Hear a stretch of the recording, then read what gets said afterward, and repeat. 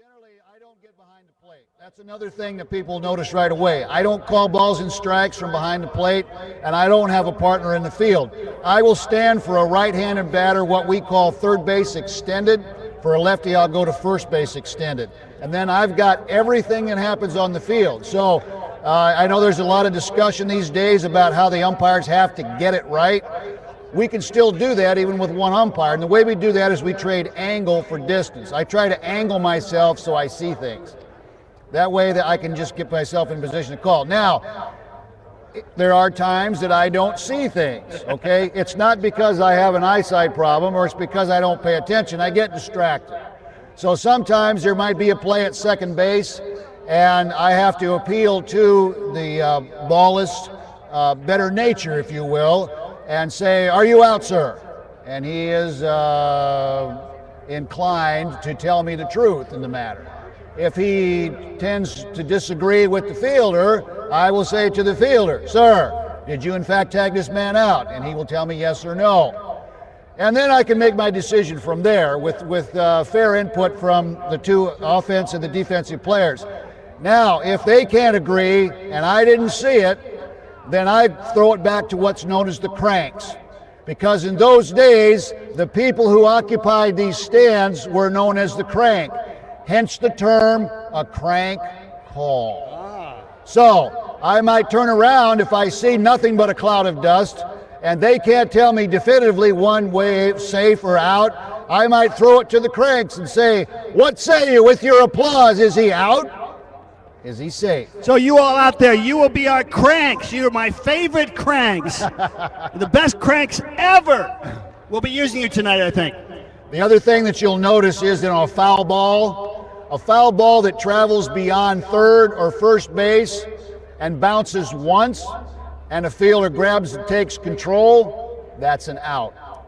Even though it's a foul ball, if it bounces once and he gets it, it's an out. If it bounces once in foul territory and he grabs it, it's an out. And that's very different from the modern game. You'll see as you watch the game progress why the modern rules are in place. There's a lot of things that happen that cause those rules to take effect. Shane, there is a rumor going around that you're actually a former NFL replacement ref. Is that true? No, sir. I've never done an NFL game. I've never done a college football game. Thank God. Thank you. Thank you, sir. And if we need to, we'll discuss this between innings because I think we have a lot more questions coming up. Yes, sir. I'd be glad to. My pleasure, entirely. Thank you, sir. Thank you, Nick. Our umpire for the day, Shane.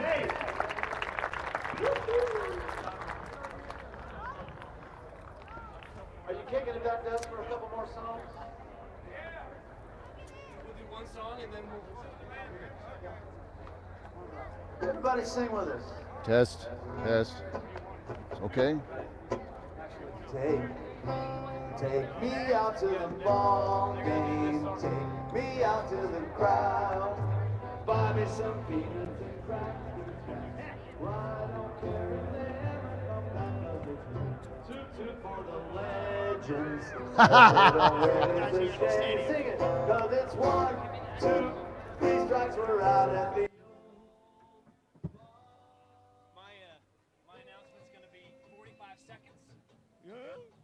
Thank the sponsors, and then it's all you. And what direction am I throwing now? Am I going up on the mound?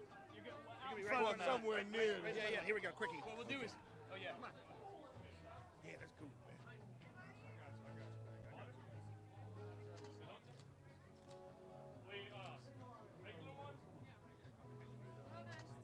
I think you must have Wait a minute. Come on, man. Oh, I got a couple. Come here, get in the picture. I think I got a couple. And Dante got some too. Gotta have the future, you know. That's his nick. He's too tall. That's his nickname. There you go. All right, brother. So what we're gonna do is, the catchers are gonna be right in front of the box, and then you go out for whatever distance you want. 15 or 50.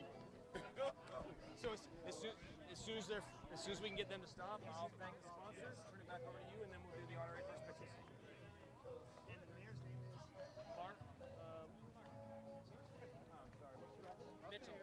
Are you the mayor? Yeah. Mark Mitchell, Nick Lowry. Nice to meet you, man. How you doing? You look very innocent for a mayor. I like that. You look very innocent. How's it going? Good. How are you? Good.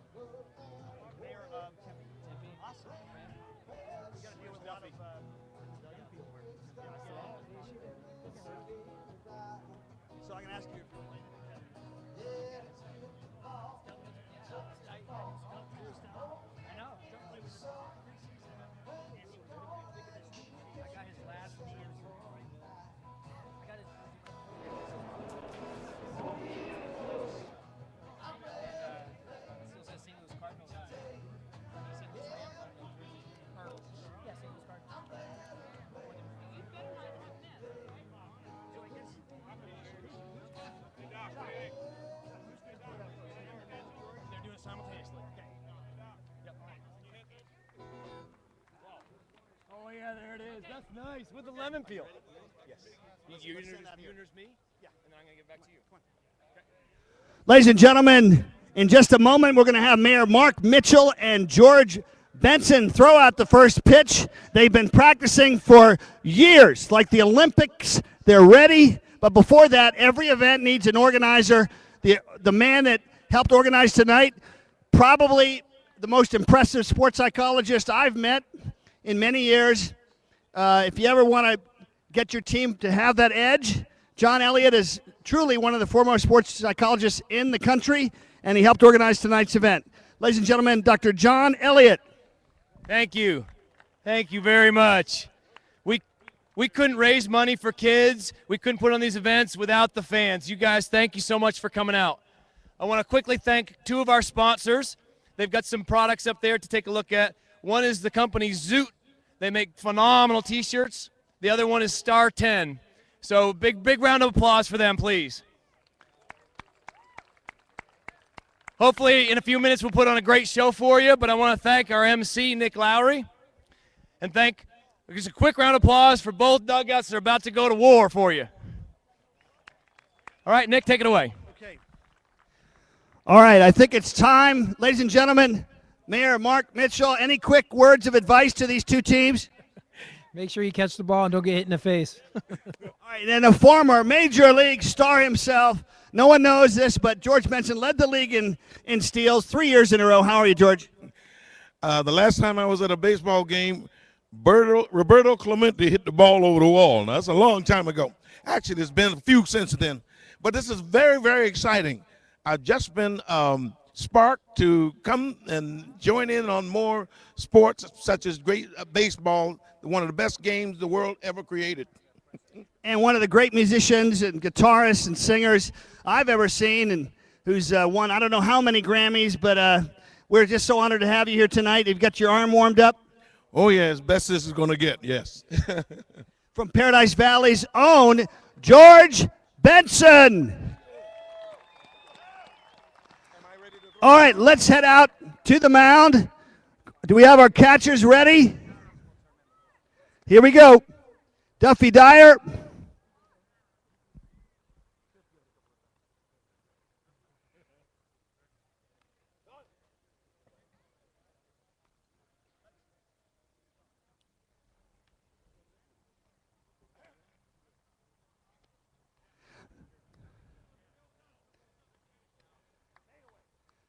Yeah! Pass ball.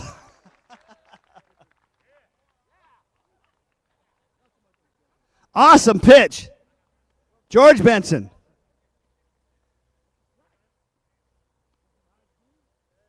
Wow. The man's got some heat. Is that it? Do we have a second first pitch? You done? You want to do one more? Do one more. Let's have some fun. We can break the rules. Anybody that missed the first one?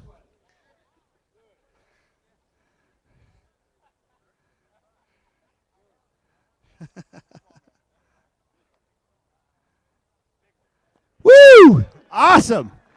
Way to go, George Benson. Duffy, you did a better job, too. It was the movement on the ball, George, that really confused Duffy on that first one. Yeah, it kind of moved a little bit. Great job, guys. Thanks, man. Appreciate it. Nice fastball there, Mark. Thanks, Duffy.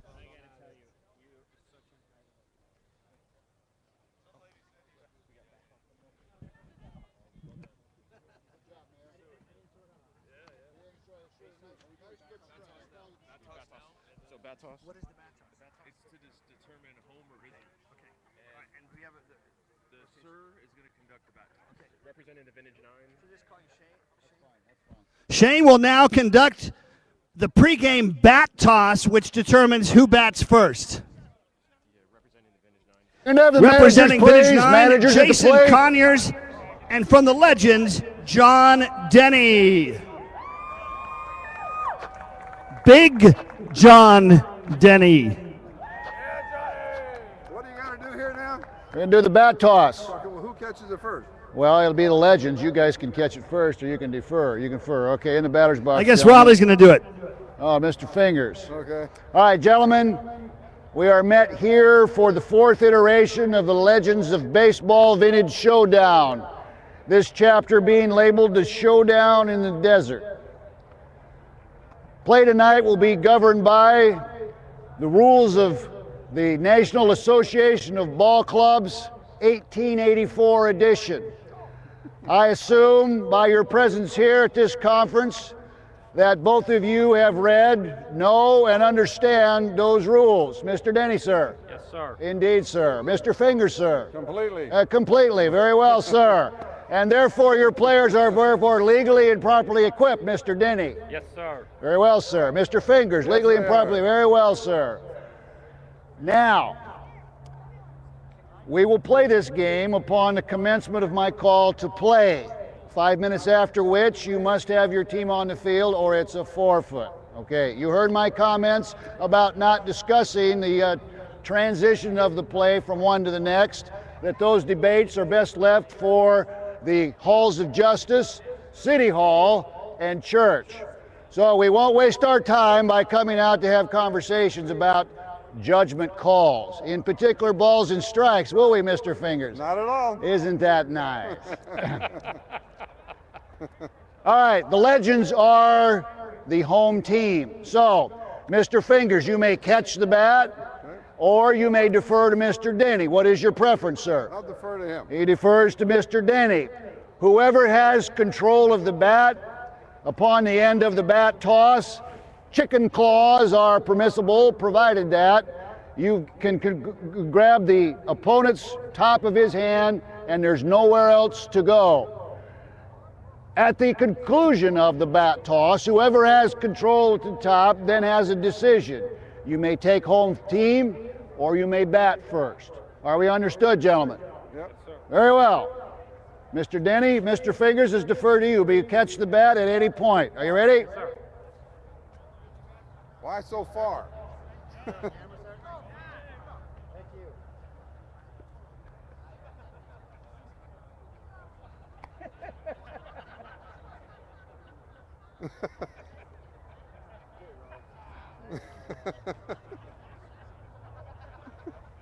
And I adjudge that he can, and he can.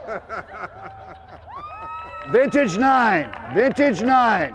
Homer. You may have home or away. Home team. Vintage 9 hopes to have a good game, gentlemen.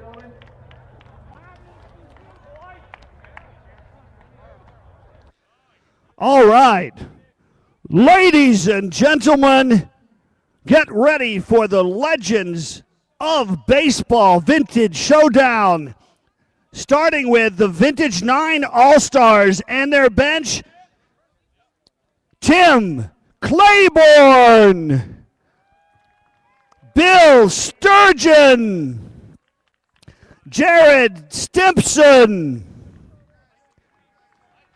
Lanny Ropke, Joe Sierra, Brandon Watkins,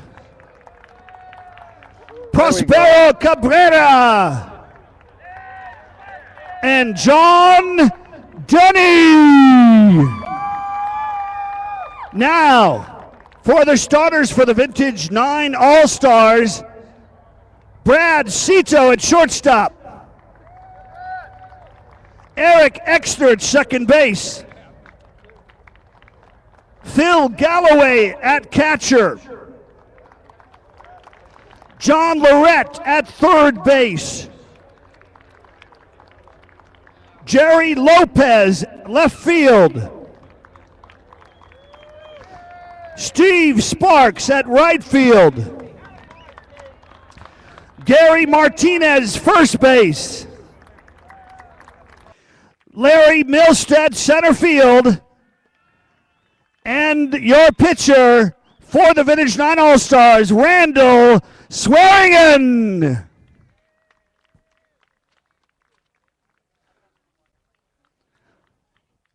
All right, now get ready for the true Legends of Baseball. the bench, Vernon Norman Rocks Wells. Come on down. Mark Freight Train Helban.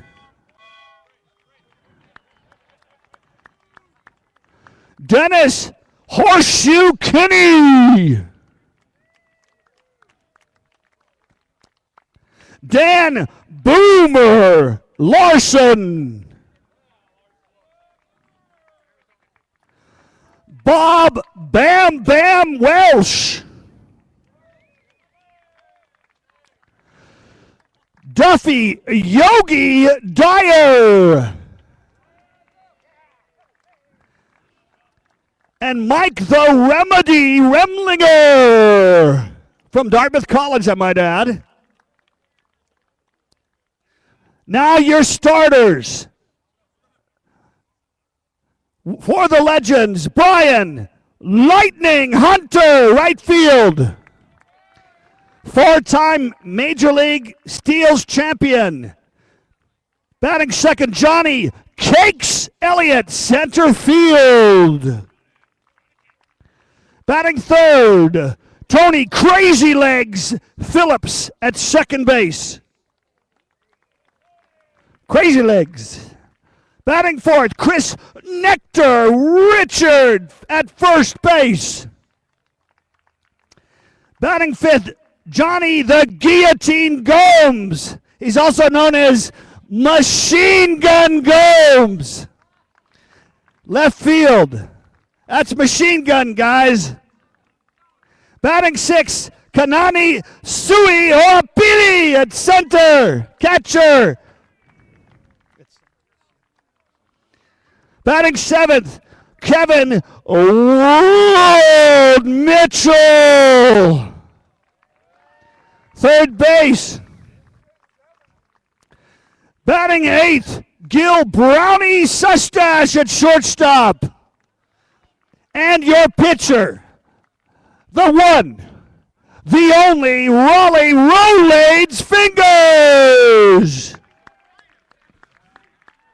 Ladies and gentlemen, welcome your legends of baseball, and of course, the other team, those legends themselves, the Vintage Nine All-Stars. Let's give them one more hand.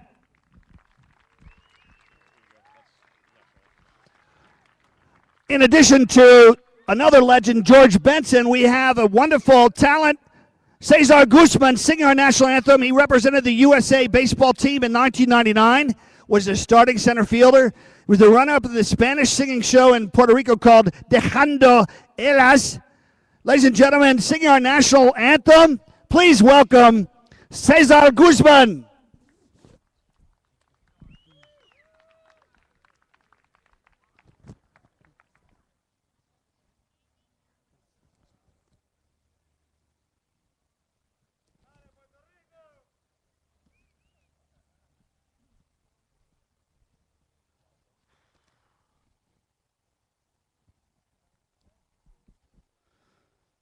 Oh, say, can you see by the dawn's early light what so proudly we hailed at the twilight's last gleaming, whose broad stripes through by side. Oh, the ref. Time out. I make a mistake. Let's go back. All right, let's do it again, baby. Nervous.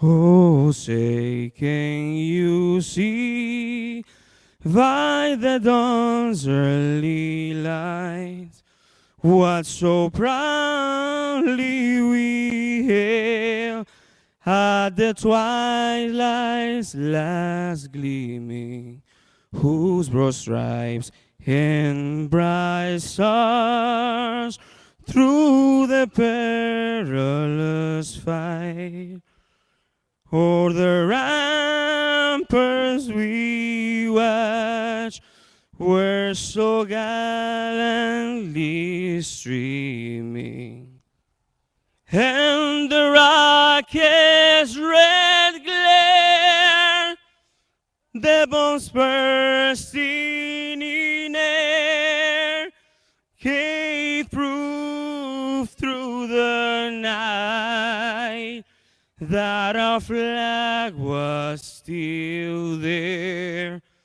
Oh, say those that star-spangled banner yet wave o'er the land of the free and the home of the brave.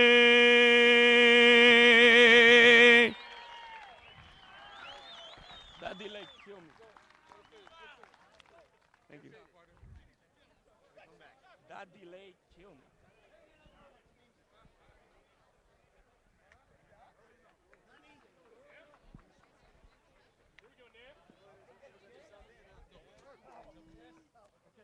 Should I call these guys out?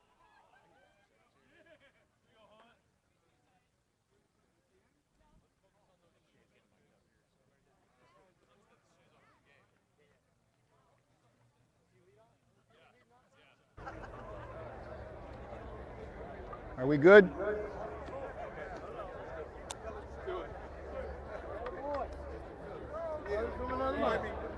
We're good? What's that? We're ready to start? What time is it? It's 5 after 7. Perfect. Okay, let's do it. Perfect. That's exactly right.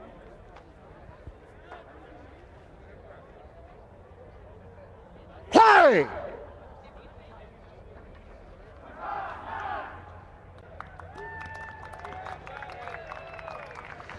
Ladies and gentlemen, let's play ball.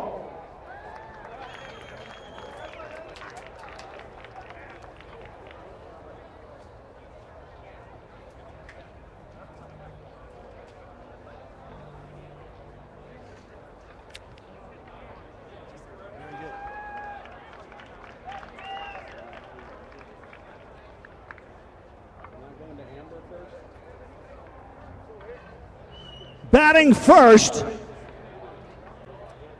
Brian Lightning Hunter. In addition to Great ball. 4 All-Star games, Brian led the American League twice in stolen bases and had a fantastic career field percentage of .980. Well, good evening, ladies and gentlemen, and welcome out to Tempe, Arizona, the Tempe Diablos Stadium, as tonight's MSBL in cooperation with the Vintage 9 Foundation presents the Legends of Baseball in an 1880s style baseball game. And we are looking forward to an exciting contest and really some stuff that you probably haven't gotten a chance to see ever in your life. Old style baseball. And down near the dugouts right now, we have our Amber Boletto standing by. And I'm not sure who she's with, but she can tell us what's going on in today's game. Amber, whenever you're ready. Amber Boletto here, and I'm standing in the dugout at the Legends game, and you can check back in with me throughout the game, and I'll be interviewing Legends and keeping you updated on the game, so make sure you check back in later. All right. Thanks, Amber.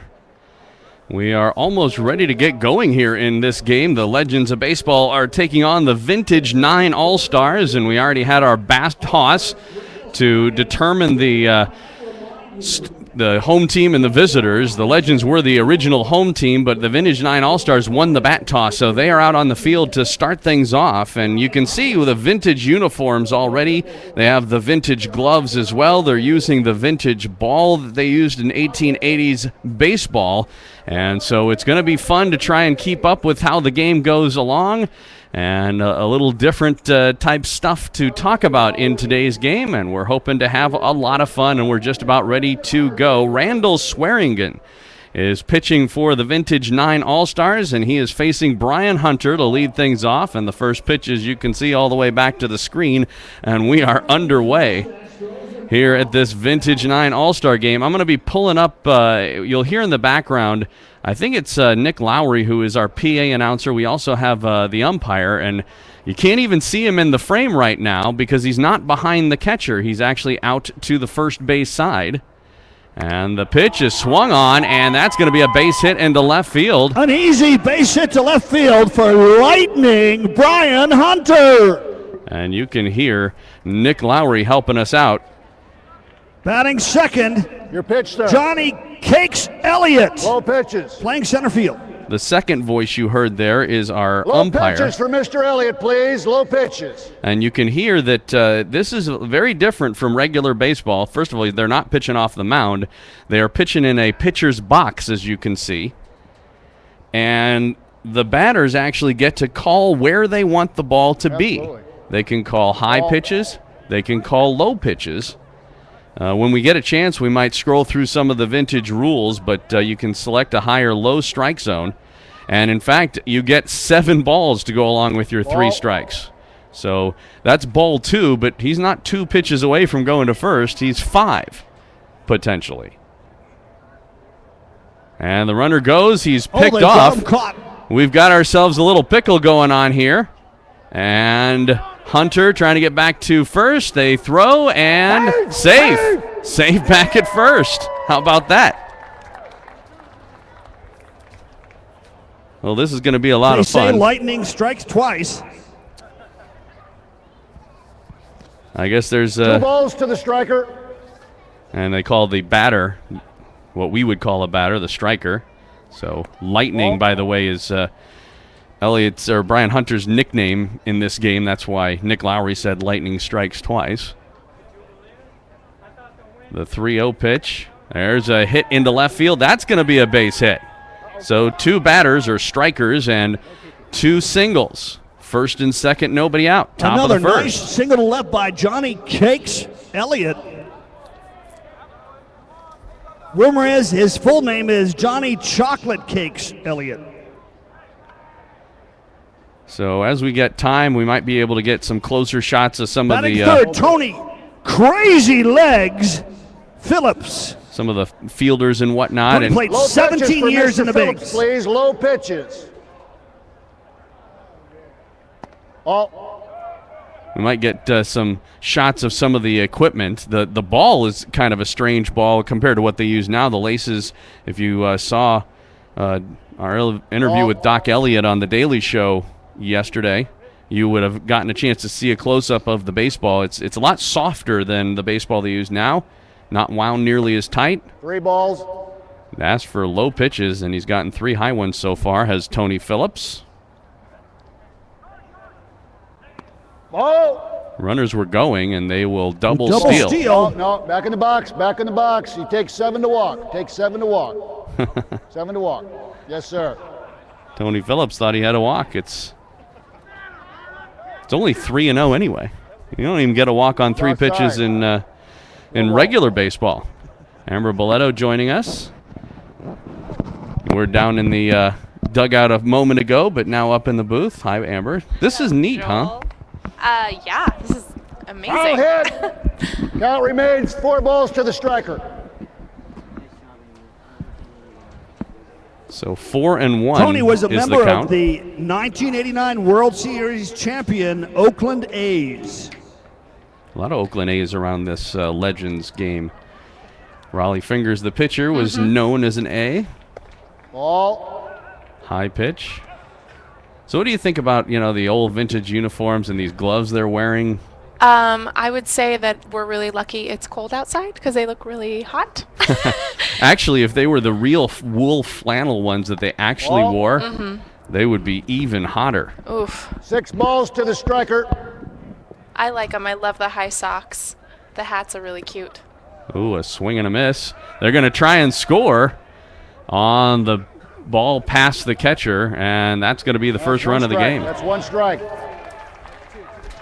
No fouls don't count. Let's take a look at the Lightning first so run of the fast, game. he walked That's 1 home strike, and Mr. stole. Phillips. 1 strike. Foul balls don't count.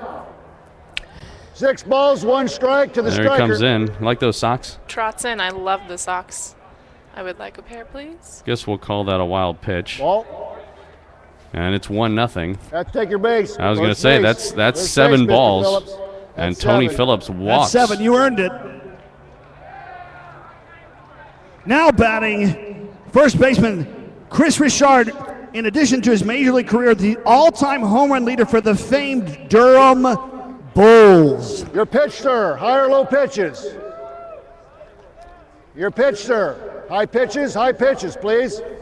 At some point in this game, there's going to be a close play somewhere, and the umpire is going to make a deal out of getting the fans again, to sir, make the call. I read that his outfit is quite spectacular. Yeah, I at some must point say. we're going to need to get a look at the umpire. Yeah, because that is. He's off with the lefty batting. He's off to the third base side. Hit. But it's interesting where he stands. In fact, in There's real another old-time ball. baseball, he even Throw used to that have a thing. chair to sit Gotcha. in Oh, way off really? to the side like this. Nice. Take a look. There's the umpire. You can see. That Looks is like amazing. looks like an old-time cowboy, doesn't Yeah, I definitely. didn't throw that ball in here. Let me see it. Let me see it. Does he have a gun on him? he? Error on the umpire. Bring it down here.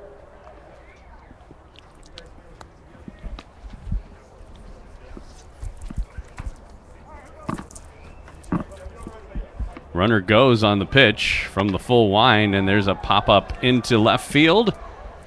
That's Jerry Lopez, and it's going to get over him. That's going to score 1 run. Coming into home, John Elliott, crazy legs to third, and Chris Richard, the long ball, Chris Richard, otherwise known as the Nectar. So a double for Chris Richard. Well, we knew that over the course of the game we were going to probably batting. High have. pitches, Mr. Gomes. Johnny- High pitches for Mr. Gomes, please. Machine Gun Gomes. So Johnny Gomes up. We knew we were going to have some special guests as we get a little ephus pitch there by Randall Swearingen. But Mike Holmes, who probably remembers the 1880s baseball. No, I'm just kidding, Mike. But I had to. You can punch him if you want. You Mike. knew I had to throw that in, Mike. Well, you're my roommate, and it is my 60th birthday, so what can I say? Happy Johnny birthday.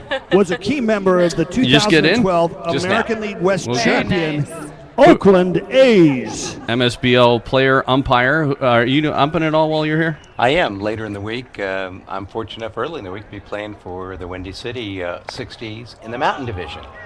It's a pop-up on the third base side. Now he can catch it on a bounce, but he doesn't. Oh, boy. Are you familiar with the 1880s rules, Mike? I have actually played several games of that. And that, Oh, all wow. right. Not in They're high quite school, different. but when I was older. That must be why we have you here. Let's take a look at the foul ball.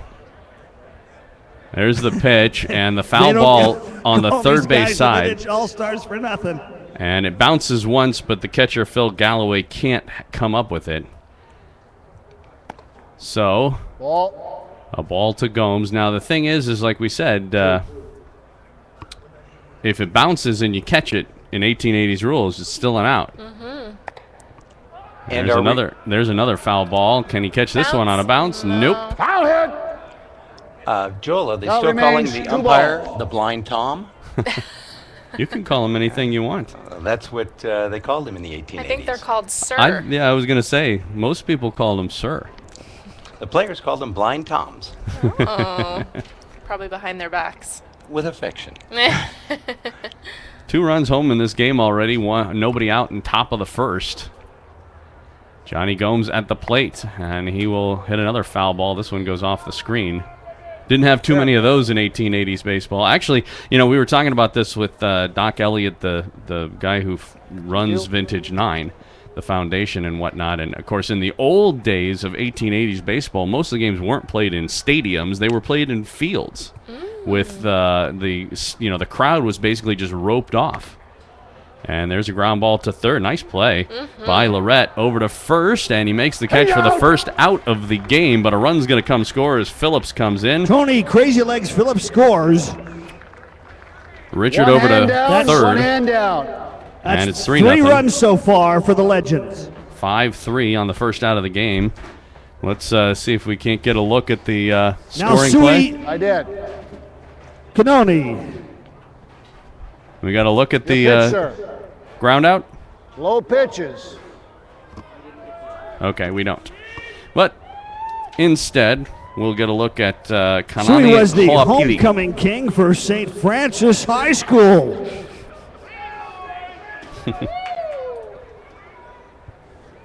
Can our listeners at home hear the announcer? Oh, yeah. Okay, good. Absolutely. I was going to say, I hope we're not the only ones experiencing this. No.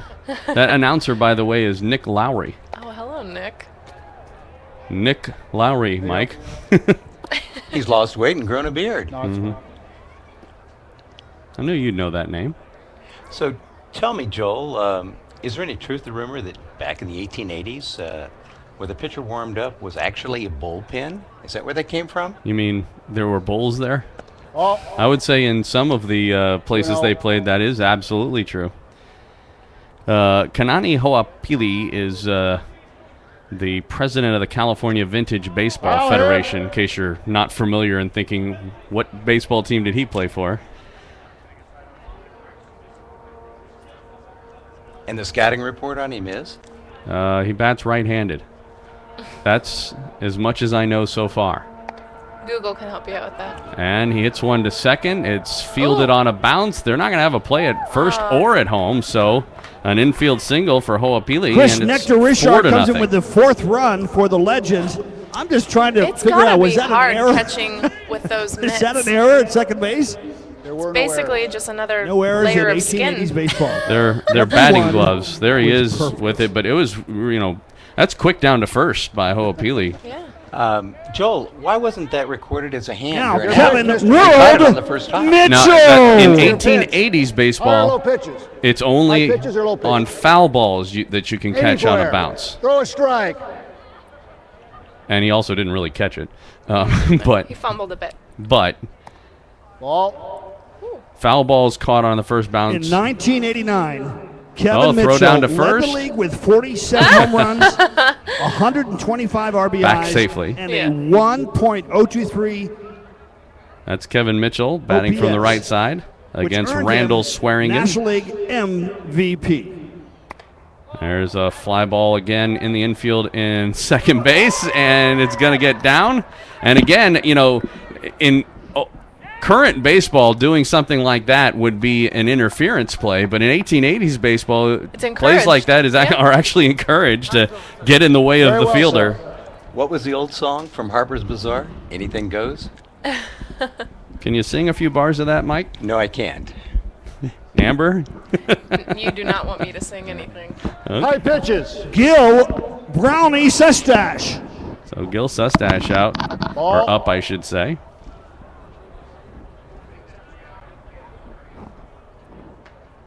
Batting from the left side against this left-handed pitcher, Swearingen, and a ground ball towards short. This could be two. He's out. To second, first is not going to be in time. A run comes home, and it's 5-0. Two Brad hands down. Cito over there at Two short, outs, I believe. making a pretty good play, but can only get the one, and there's two away. So it'll go down as a fielder's choice. Your pitch, Mr. Fingers. 5 runs for the High Legends. pitches or low pitches? Now, our pitcher, pitches, please, to Raleigh Mr. Rolage Fingers. Now this is a treat, getting to see Raleigh not only pitch in this game, but he's going to get to bat too, because he didn't get to do that a lot in his major league career. Nice. Fly ball to left. Is it going to get caught? Yes. Jerry Lopez with the catch. I spoke to Jerry Lopez before the game.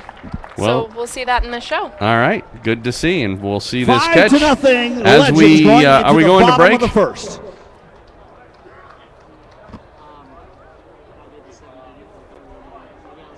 All right, we'll go to break. After one, it is 5-0 for the Legends. Stick with us for the bottom of the first coming Nice right hit, up. Raleigh.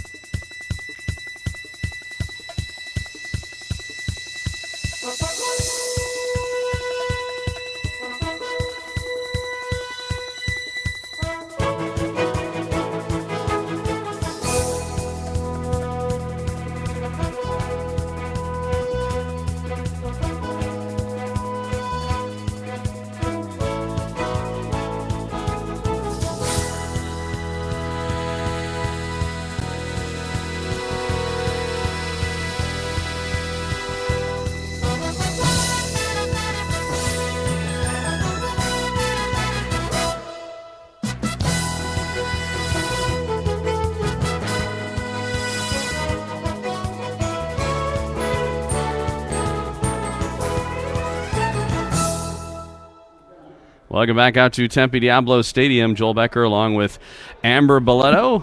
Hello. And the Legends of Baseball here today. We're down in the dugout with 10-time Grammy-winning musician and icon himself, George Benson. George, you were just saying to me, as you watch this game being played, the 125-year-old style of the game that we're watching, what's it make you feel and think about? I've forgotten how wonderful this game really is. Striker to the line. To the overall American sports scene, it is a power. Very well, sir. Low pitches, Mr. Fingers. Low pitches, please. These guys play this game. I've forgotten how great it really is. I'm going to spend some more time at baseball games. That's a catch. Tony Phillips with the catch on the first I have a pitch to feeling Brad the Diamondbacks Cito. will get you some tickets. So the Legends of Baseball, we get a chance to see Raleigh Fingers pitching to start a game. Been a while probably since he did that. Well, actually not, because I know he plays in a lot of these Legends games. Yeah, and if you tune into the show, I interviewed him as well. I got Raleigh. He's quite a man. He is very nice. And quite a mustache. Let's. This is. You can see George Benson here talking. Somewhat, maybe with helping Nick Lowry. the team out in some aspect. So it's good that you invited us here today. I think it's. Well, we're honored to have George Benson here. Thanks again. And by the way, 2 great pitches to home plate. That was like he had a nice sinker going. Ladies and gentlemen, again, He was our George ceremonial Benson, gracing us first tonight. pitch. That's what he was referring to there. That was a foul One ball. strike to the hitter. To Eric Exner. Let's go over the Legends in the field. Outfield left to right, Johnny Gomes, Doc Elliott, and Brian Hunter is the right fielder. Kevin Mitchell at third, Gil Sustash at short. As one goes foul behind home, Tony Phillips at second, and Chris Richard at first. Kanani Hoapili is our catcher, and as we mentioned, Raleigh Fingers there on the hill in the old-time uniform with the black and white socks. And there's a pop again towards second. Phillips back will make the catch 2 away. That was Eric Exner. Both Brad Cito, shortstop, and Eric Exner So two hitting the two ball directly batters to and our friend Tony Crazy Legs and Crazy Hands Phillips. so 2 batters and 2 pop-outs to second. After the Legends put a 5 spot up Pitch, in the sir. top of the High first. pitches. Very well, sir. High pitches, Mr. Fingers. As you can hear, Phil Galloway asking for high pitches, batting third. And a strike was called. I think Phil that's Galloway, the catcher. I think that's the is first now called batting. strike we've had in the whole game. By the way, we haven't. You can't really see the scoreboard. We can, of course. They're not keeping the count on the scoreboard because the scoreboard only goes up to 4 balls. Right. It was designed to go with regular baseball. Oh, a few raspberries from the crowd, I think.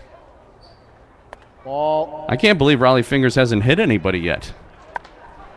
There's a fly ball. It's going to be a base hit into center field. Oh, they throw to first from center. Not in time. Serves you right, Raleigh Fingers. Well, so much for Serves Raleigh's you no-hitter. right. His perfect game is over after 2 batters. Low pitches. There's the look. Low pitches, Mr. Fingers. Low Nice pitches. try by Sustash Batting there, for John short. Lorette. Ball.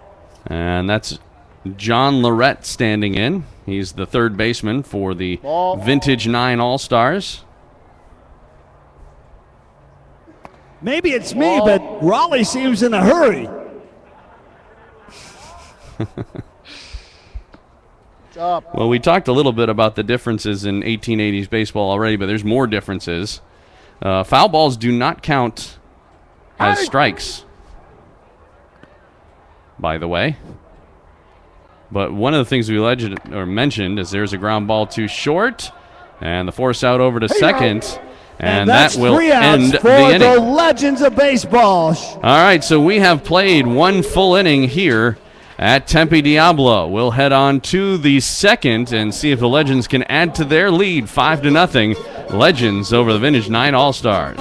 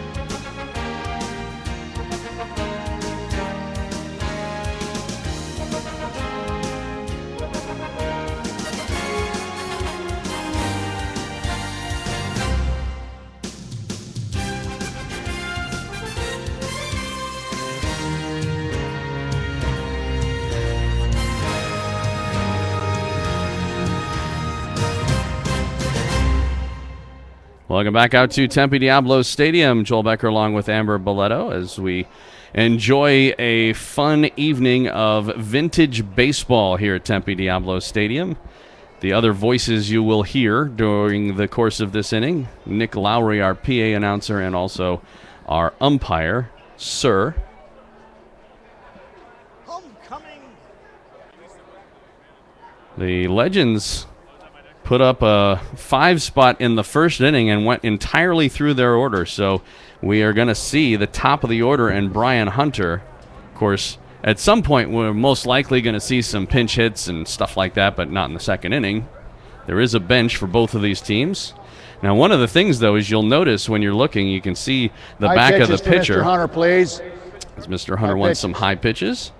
There's no number on his back, or anybody else's for that matter, which means that when we do have... Ball. That was definitely a high pitch, a little too high. But anyway, when we do have substitutions, if they don't tell us about them, we're not going to know because nobody has numbers on. Foul hit. Here. You can't step out of the box, by the way. If you notice that none of the batters are stepping out the way you can in Major League Baseball, calling time and That's right, and knocking they're dirt called off. actually they're called strikers, not batters, Yes. which is interesting as well. Yeah, I talked about that earlier on. Oh, I wasn't here. Yeah, but you're right.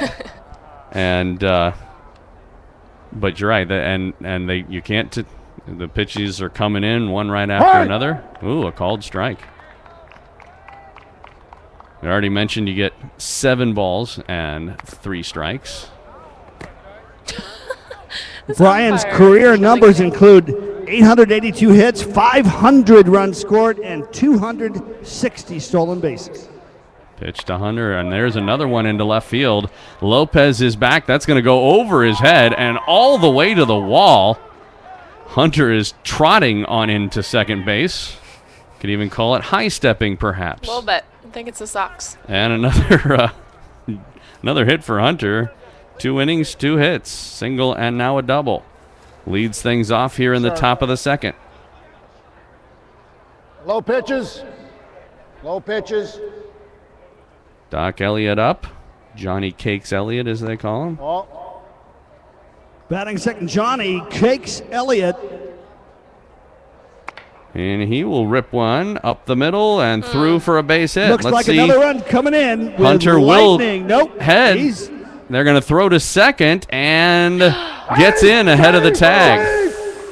Elliott safe at home and with the Legend 6 run and his second, Brian Lightning Hunter. So that'll go down third as an our RBI friend, base Tony hit. Crazy Legs Phillips. Low pitches, please. Low pitches.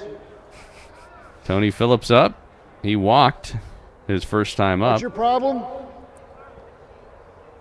He didn't like the call, I guess. A gentleman's call. Indeed. Who's the other guy in the suit, I say, wonder? Mr. Cakes, were you out or safe, sir? On his own admission. Cakes is calling himself out. Wow. Well, you knew that was coming. First out of the What are game. you doing out here? What are you doing out here? Now, who's this other guy?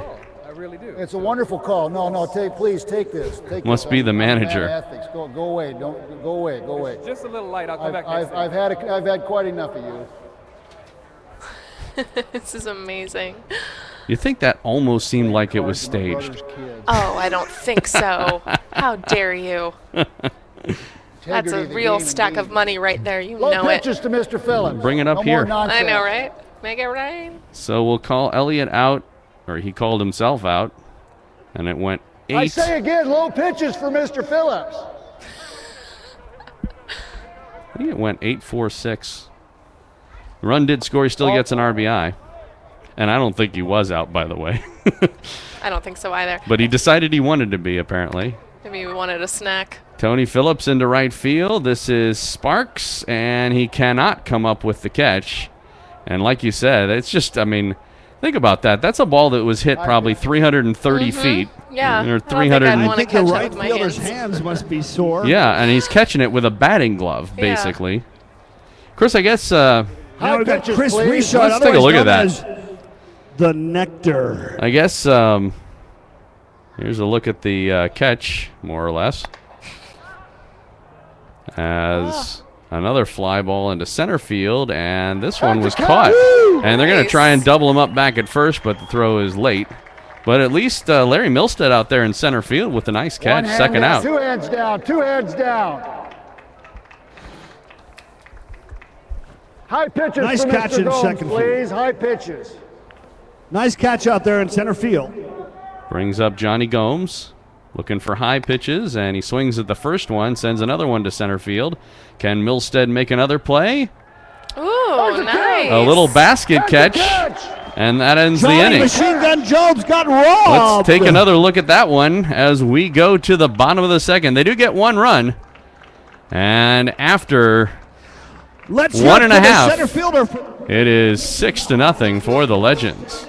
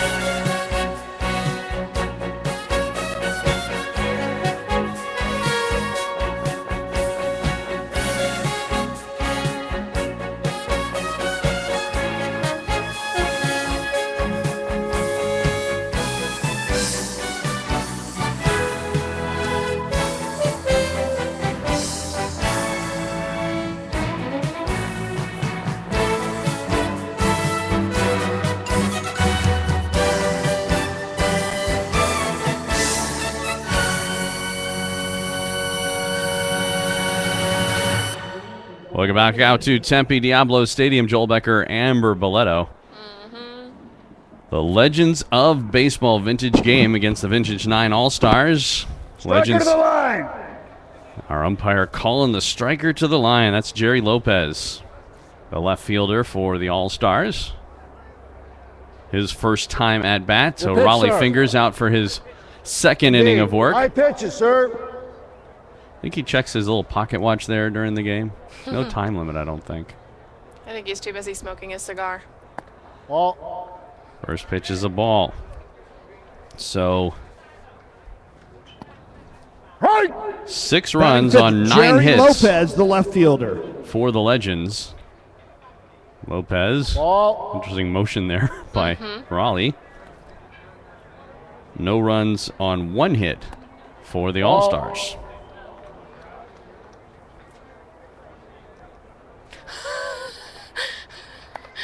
Ball hit. A lot of characters out there. You notice the catcher doesn't have any. He does have a chest protector, but no shin guards the way they do now. But he's standing up most of the time. Ball's He's one not, strike. crouching, so you can kind of avoid pitches a lot. I mean, he gets down a little bit, but not in the same way as a batter does. There's a one toward Fingers. He's going to underhand it to first. Good play. What a And play. Raleigh Fingers goes down. Let's hear it for Let's Raleigh see that Fingers. one again. Raleigh Fingers with the good hustle. Raleigh Sweet Feet Fingers. Check him out. Coming over to make the play, and then the underhand toss as he goes down to his knees. One hand Over to down, Chris striker to the Richard. line. Should you talk to Raleigh about his mustache? Now I did, batting and his the 9-year-old right son fielder, who's here Steve as well. Low pitch. Soft Hands Low pitch, Mr. Sparks. Fingers. Does he also have that kind of mustache, the handlebar No, thing? he didn't. I was disappointed. Not yet. Well, maybe. One day. Steve Sparks standing in with 1 out. There's another comebacker toward Fingers. Oh, he dives for it, can't make the play. Then second base behind the back toss, Oh! and they call him out. Nice. Well, we'll take another look at it. The umpires here in a few Mr. jeers. Umpire. I think Mr. we're going to have a Umpire. possible protest here. Mr. Umpire, Let's take besides a look at it. bribes, Behind the back for I hear that Tony we can Phillips. actually go to the audience and ask their opinion. Is that appropriate? That would be a crank call, indeed. Well, let's see if we can get a Audience. crank call here. Was he out or was he safe? I think he's going to be safe. We'll get the decision from the umpire here. It's a heck of a How play do you by hear Tony it, Mr. Phillips. Umpire? I is so fun. And he calls him safe. Nice. Or I should say the cranks call him safe. Those are the fans. Well, you knew that was going to happen One too. hand down. Now batting, the first baseman, Gary pitch, Martinez. What an effort by Fingers again, diving for that. A little spitball there. I don't know if you could see it on the that's video, foul. No. but there was a nice foul. little splash when he hit the ball. Gross. Gross. What? Raleigh, That's- come on. That's You want high normal. pitches or It's low par pitches? for the And I bet course. you'd like a real baseball this time too, would you? A real baseball, that'd be well. Threw a water balloon if you Hope couldn't tell. It's amazing. Little trick pitch here and there. Fingers, swing and a miss. If he got a piece of that, though, it would be called a foul. Get But- hold of yourself, Gary. And, you know, he stepped out of the batter's box, and you noticed that Fingers tried to throw the ball before he got back in because you can't step out of the box. I mean, you can step out of the box. No, it's a foul hit. Foul hit. He came up and hit the striker. So, Fingers tried to throw the ball before he got back in. There's a strike called. So, 2 strikes now. Foul hit. That's a foul. Now, interestingly, what we now call a foul tip, which is a ball that glances off the bat into the glove of the catcher who catches it, is not the same. It's actually an automatic out in vintage 1880s baseball. Yeah. Okay. Because anytime you hit the ball, One ball, you know, 2 strikes. for the catcher to catch a foul ball and for it to be an out nowadays, the ball can't go directly into his mitt. There's another foul ball out of play on the Foul third hit. base side. Here you go. And again, these foul balls do not count as Now, if strikes. the left fielder had been able to catch that ball after one bounce, he still would have been out. Yeah, we mentioned that as Nick Those are Lowry the 1880 rules. talking about how on one bounce, any foul ball caught, not just by the catcher, caught on one bounce is an out. There's one up the middle, and it's going to get through for a base hit. They could have a force at second, but no. Got beyond the second baseman, so single for Martinez. And Nice hit there's by Gary 2 on now. Martinez. And now, the man from center field who had 2 outstanding catches in the last inning, Larry Milstead. So Milstead up with 2 on and Good 1 pitch, out sir. here in the bottom of the second, Low pitches. trailing 6 Low to pitches, nothing. Mr. Fingers. So again, you know, nowadays in baseball, you have to hit the ball up a little bit for a catcher to catch it and it be considered an out. In 1880s baseball, if you put a bat on the ball and anybody catches it, what we now would call a foul tip, it would be an out in the same way as you caught any other fly ball. Interesting. And there's a, wow, he lost his Whoa. bat, goes to the catch. third baseman. Mitchell catches it, 2 2 away. hands down. 2 hands down. You got to look at Nice that. catch, Kevin World Mitchell. Pitches, please. Batting ninth, the pitcher, Randall Swearingen. So 2 outs now, and the bottom of the order, the pitcher Swearingen. And he lifts one out to center field. Can they catch it? No, off the glove of Elliott. No catch. And so that will Come load on, the bases. Cakes. Let's see if we can get And a on look. second and third. Johnny and Cakes first, Elliott. the bases. After the pitcher Are Swearingen loaded. put Sir. one up. Batting A little first, nonchalant. Look at this. Brad One-handed Cito. try. Low pitches, And he Mr. wasn't able to Fingers. corral it. It'll go down as a base hit. No errors in this game, in case you're wondering. And the base is loaded with 2 outs. Fingers pitch. Foul hit. Straight back. Brad Cito up, the leadoff hitter and shortstop for this Legends One All-Star team. Excuse me, the Vintage All-Stars. There's a ground ball toward third. He bobbles it and will not be able to make a play, does Kevin Mitchell. So a run will score, and the All-Stars are on the board, 6 That's to the 1. first run. The Vintage 9 All-Stars are on the board.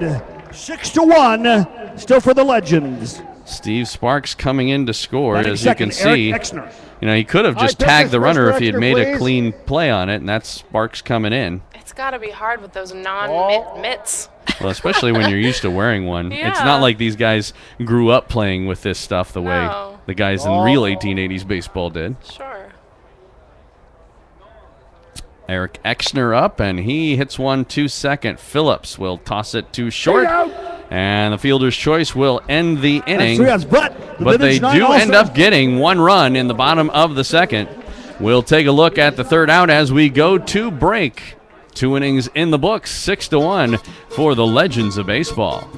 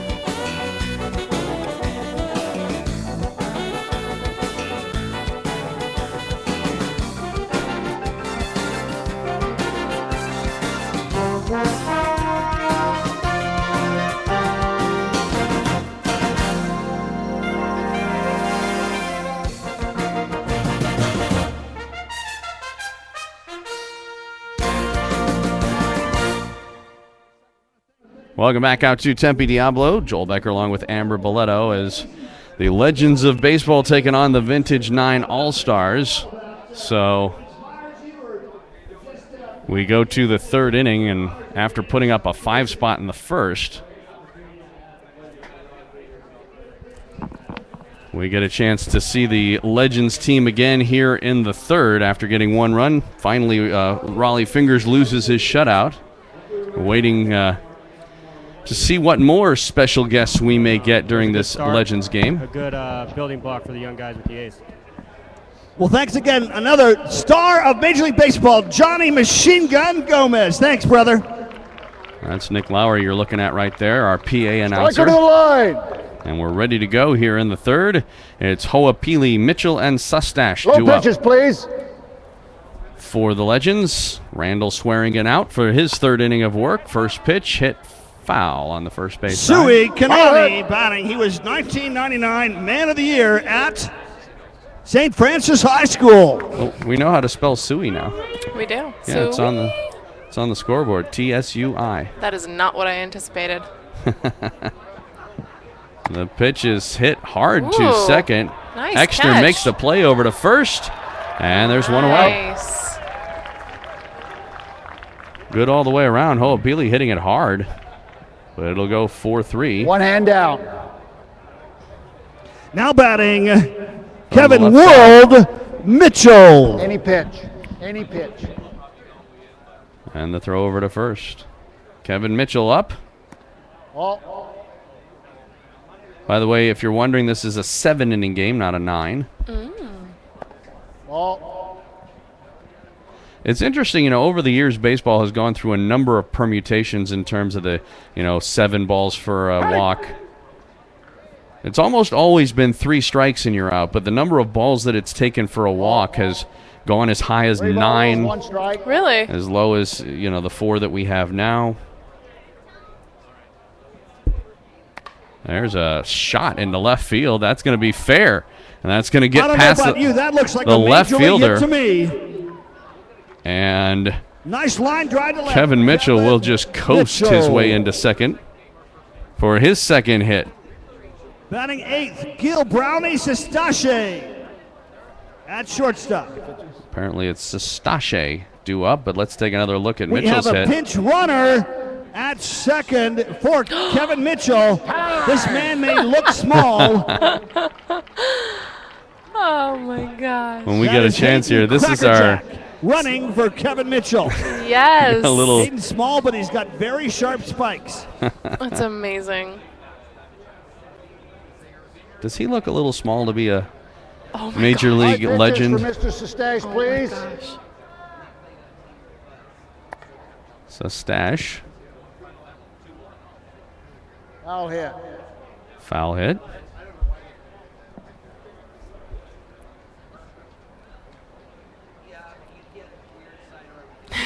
Don't pick him off. They're looking. They're going to You throw. let him run. But no, not in time. He is too cute. There has to be an adorable rule.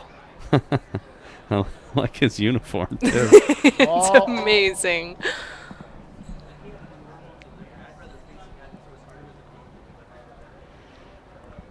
It's reminiscent of the 51 Browns. Oh. Ball. Pitch is a ball, went off the batter, but again, hit by pitches and we get an advancement. Time. That's a dead ball. The striker was hit by the pitch. Cracker Jack back to second base. Oh, they're sending Cracker Jack back to second. So, but you take a look at him running. He's quick.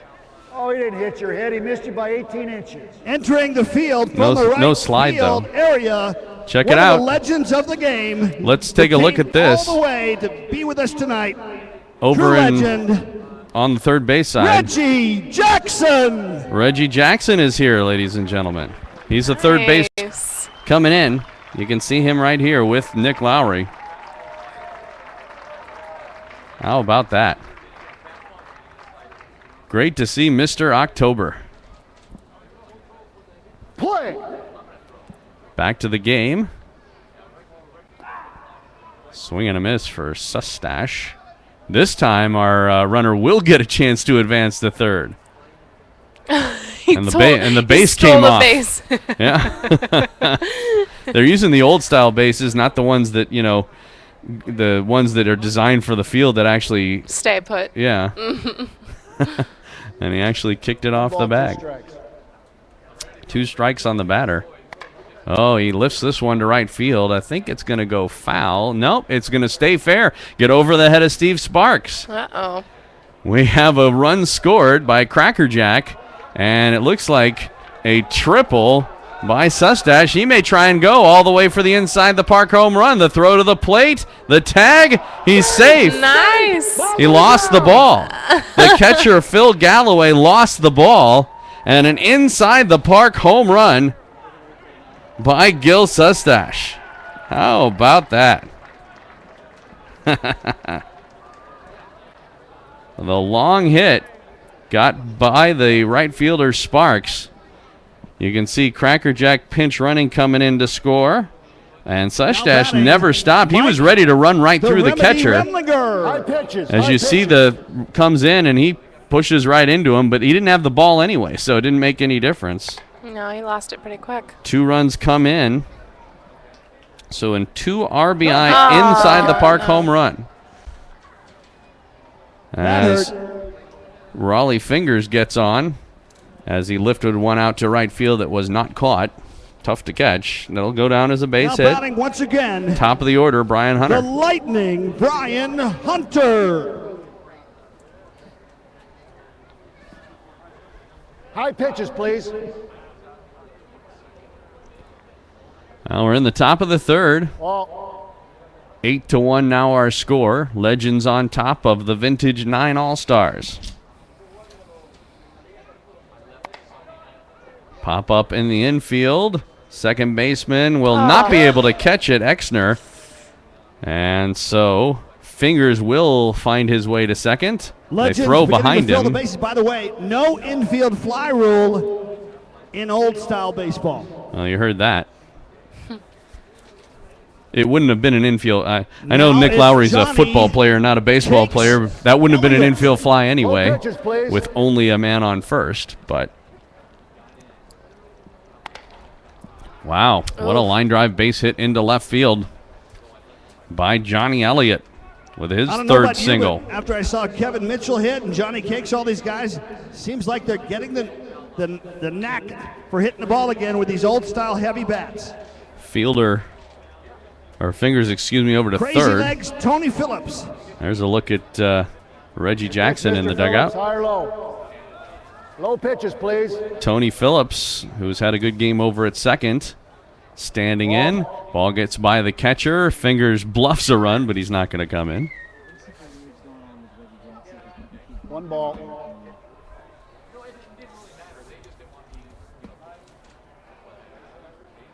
Pitch goes down as a ball. The next one to Phillips. He swings and fouls that one off. 1-1. Now remains 1 ball.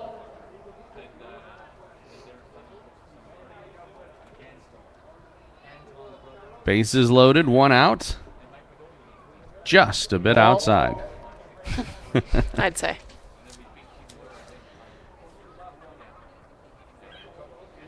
Ball. I believe we're to 4-1 now.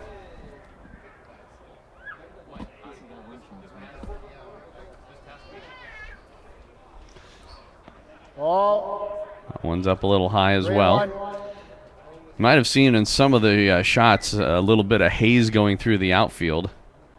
That's actually smoke from the barbecue. There's a barbecue going on here at Tempe Diablo tonight, Yum. like they had Thursday and last week. Ooh, a mighty swing and miss there by Phillips. He now has 2 strikes. I believe the count is 6-2. 2 strikes. Well, the umpire said 3-2, but I've counted more than that. There's a fly ball behind second. Exner back. That's going to drop. The Legends are piling it on. 1 run comes home. 7. Second run comes home. 8. Over the third goes Elliott. 8-1 so far. It's actually 10-1. No, it's 10-1. I'm losing count. Well, you know, Nick Lowry, math was never something he had to really worry too much about. The only number he had to worry about was 3, which is the amount of points you get when you kick a field goal. Oh. There's a fly ball into center field and not. Milstead could not come up with that one. Look at the runner from 11. third coming in to score. Elliott Our long hit of the night so far. coming in backwards. And that is the 11th run of the game. Wonder if there's some sort of mercy rule. Out into center field, and boy, Milstead did basically just get some fingers on it. The catcher. And backing into home, there's Johnny Elliott. Oh, there's only 1 out. You're right. Voted Already most 5 likely runs to home. succeed. St. Francis High School.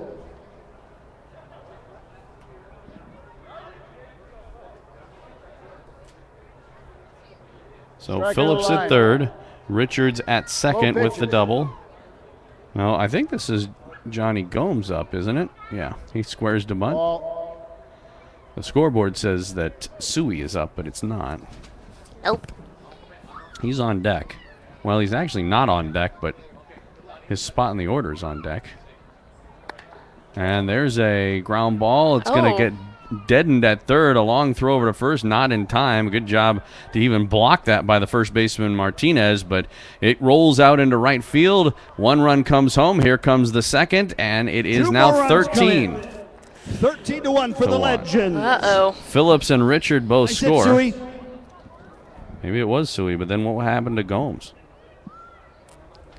I don't know. They're probably pulling some shenanigans. I don't trust these guys. Anything's Kevin possible. World Mitchell at the plate.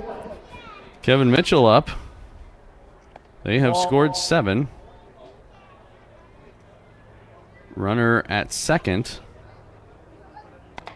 Oof. Come on. You Fly can ball do into it. left field. That's going to drop in as well. Mitchell will head to first. The balls just keep falling in. Another single. And they have already more than batted around. I wonder if, it's, I Now guess. Gil Brownie Sestache. I think we're going to get a courtesy runner again for Mr. Mitchell. Can Cracker Jack come out for another time? I sure hope so. Or do they have another one? I'm going to steal him and We put have a him in my pinch runner at pocket. first for Kevin Mitchell. Yeah, here he comes. Yeah, I'm going to buy him. Caden Hopili. That must be Suey's kid. High pitches, please. Sustache is up now. Ball. Takes a ball.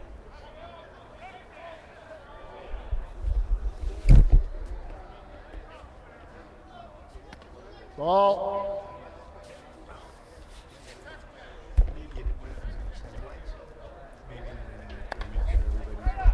There's a pop-up behind home. Oh, he tried to catch it on the fly. He could have caught it on the bounce and gotten an out.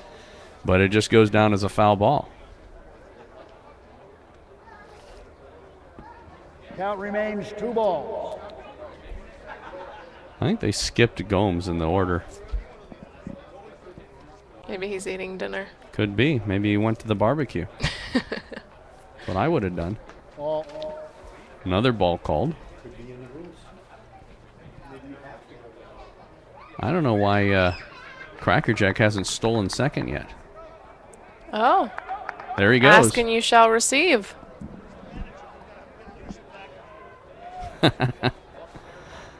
So running for Mitchell, Crackerjack goes down to second. Second and third. There's Ooh. a swing and a There's a pop-up long drive. into center field. Please catch it. Oh, goodness gracious. Coming home is Suey and Crackerjack to third. Well, they tried to throw Crackerjack out at third. That's 14 for the Legends. Sustache comes to second with a double RBI. Nice hit, Brownie. Suey scores. And now, And replacing Raleigh Fingers, it's Mike Rumlinger. all right, The we get our first pinch hit. As Raleigh Fingers apparently is done for the night. Maybe Mr. Jackson will pinch hit for somebody. Surprise Anything's everybody. possible. So Mike Remlinger Ball.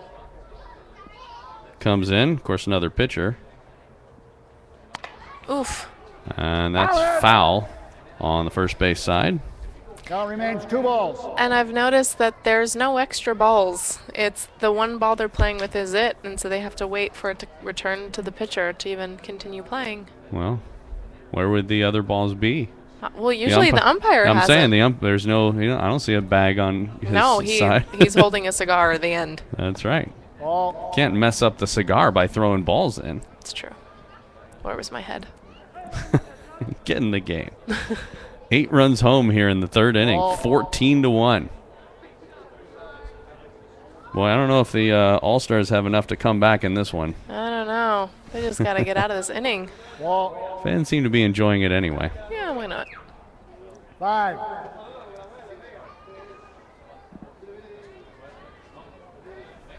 So Remlinger from the left side against the lefty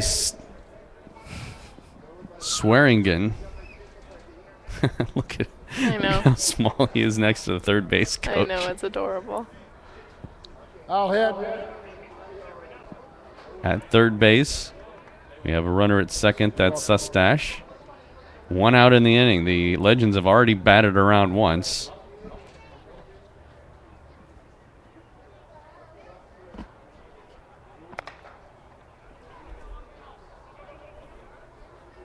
And there's a base hit out to center field. Crackerjack comes in to score, and looks like Remlinger is going to head around to second. He's running to third, but there's a guy on third. He needs to run home. They're chasing him home. Hiding, coming in. As Here it comes. The plate. And the tag, did he get him? He's out. He's out. He's out. We hear he's out. No, he's out. Go sit down. Go sit down. There is no replay. No replay. Okay, let's ask the Cranks. We're gonna get What do you think? Was he safe? We're gonna get a was word he from the fans. We have the benefit of the replay. We do. Let's see. They say What he's do you out. think? No.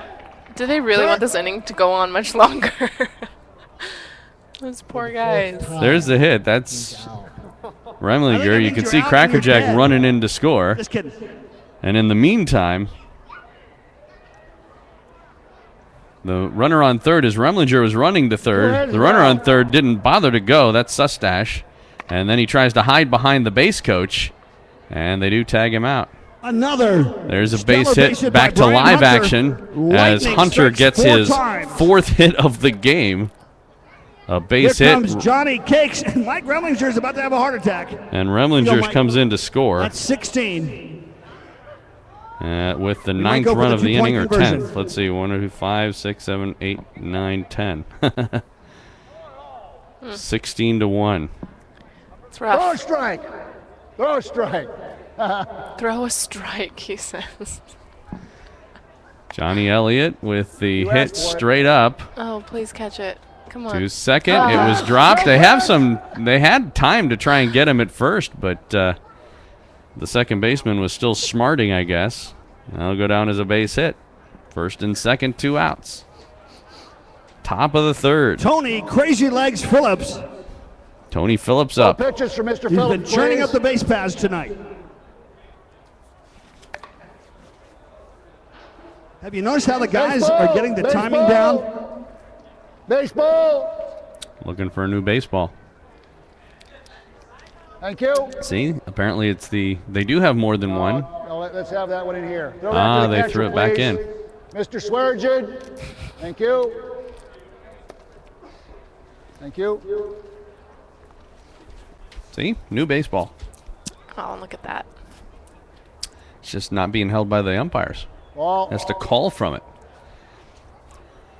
As we were alluding to earlier when Mike Holmes was sitting in real 1880s baseball, they didn't have dugouts in general because they weren't playing in stadiums. It was just a field with ropes and stuff like that, so the players would congregate. There were rules in place in those days about balls going out of play because, a fielder could relatively easily go out of play to get it.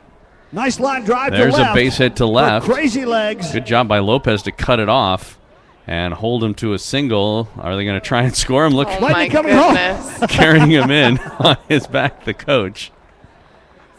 I'm not sure if that's one run or two. I think that only counts as one, although interestingly, I believe that was Hunter All coming right, in. that's 17 for the Legends. He never actually touched the base. I would appeal that. There's the base hit to left, as you can see. Lopez knocks it down and throws it in, and the base coach is going to piggyback him on in. But if you notice, look, the base coach tags the bag. Wasn't the one who was supposed to be running. That's okay, but the man running didn't score. I know it's okay. I think the catcher Phil Galloway noticed the same thing I did. You don't have to do anything for that. That Brian Hunter never touched the plate. You're confused. You're confused. Which one did you tag? I tagged him.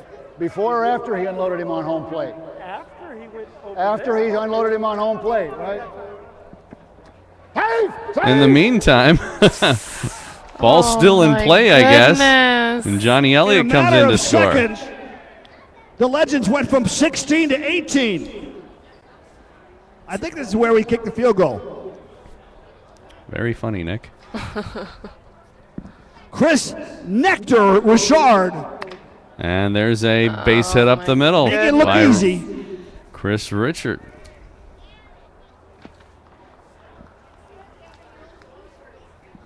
That was a hard hit ball right up the middle there. Phillips to second base.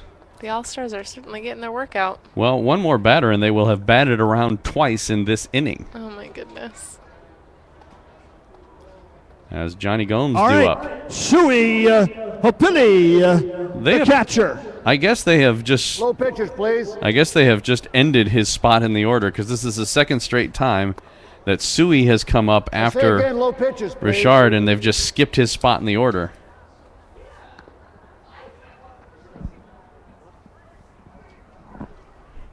Maybe Johnny Gomes had an injury or something. I don't know.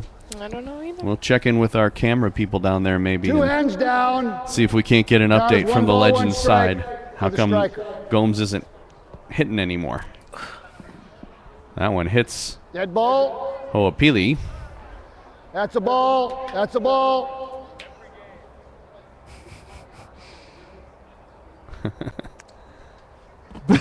Batting for Sui. We're going to get It's a pinch Vernon hitter. Wells, by the way. Vernon Wells is one coming of the, truly, I'm serious now, finest sports artists in the country. So we get a pinch hitter He painted me, that's for sure. in the middle of the at-bat. Sui is out. Vernon Wells is in. Vernon will hit one foul.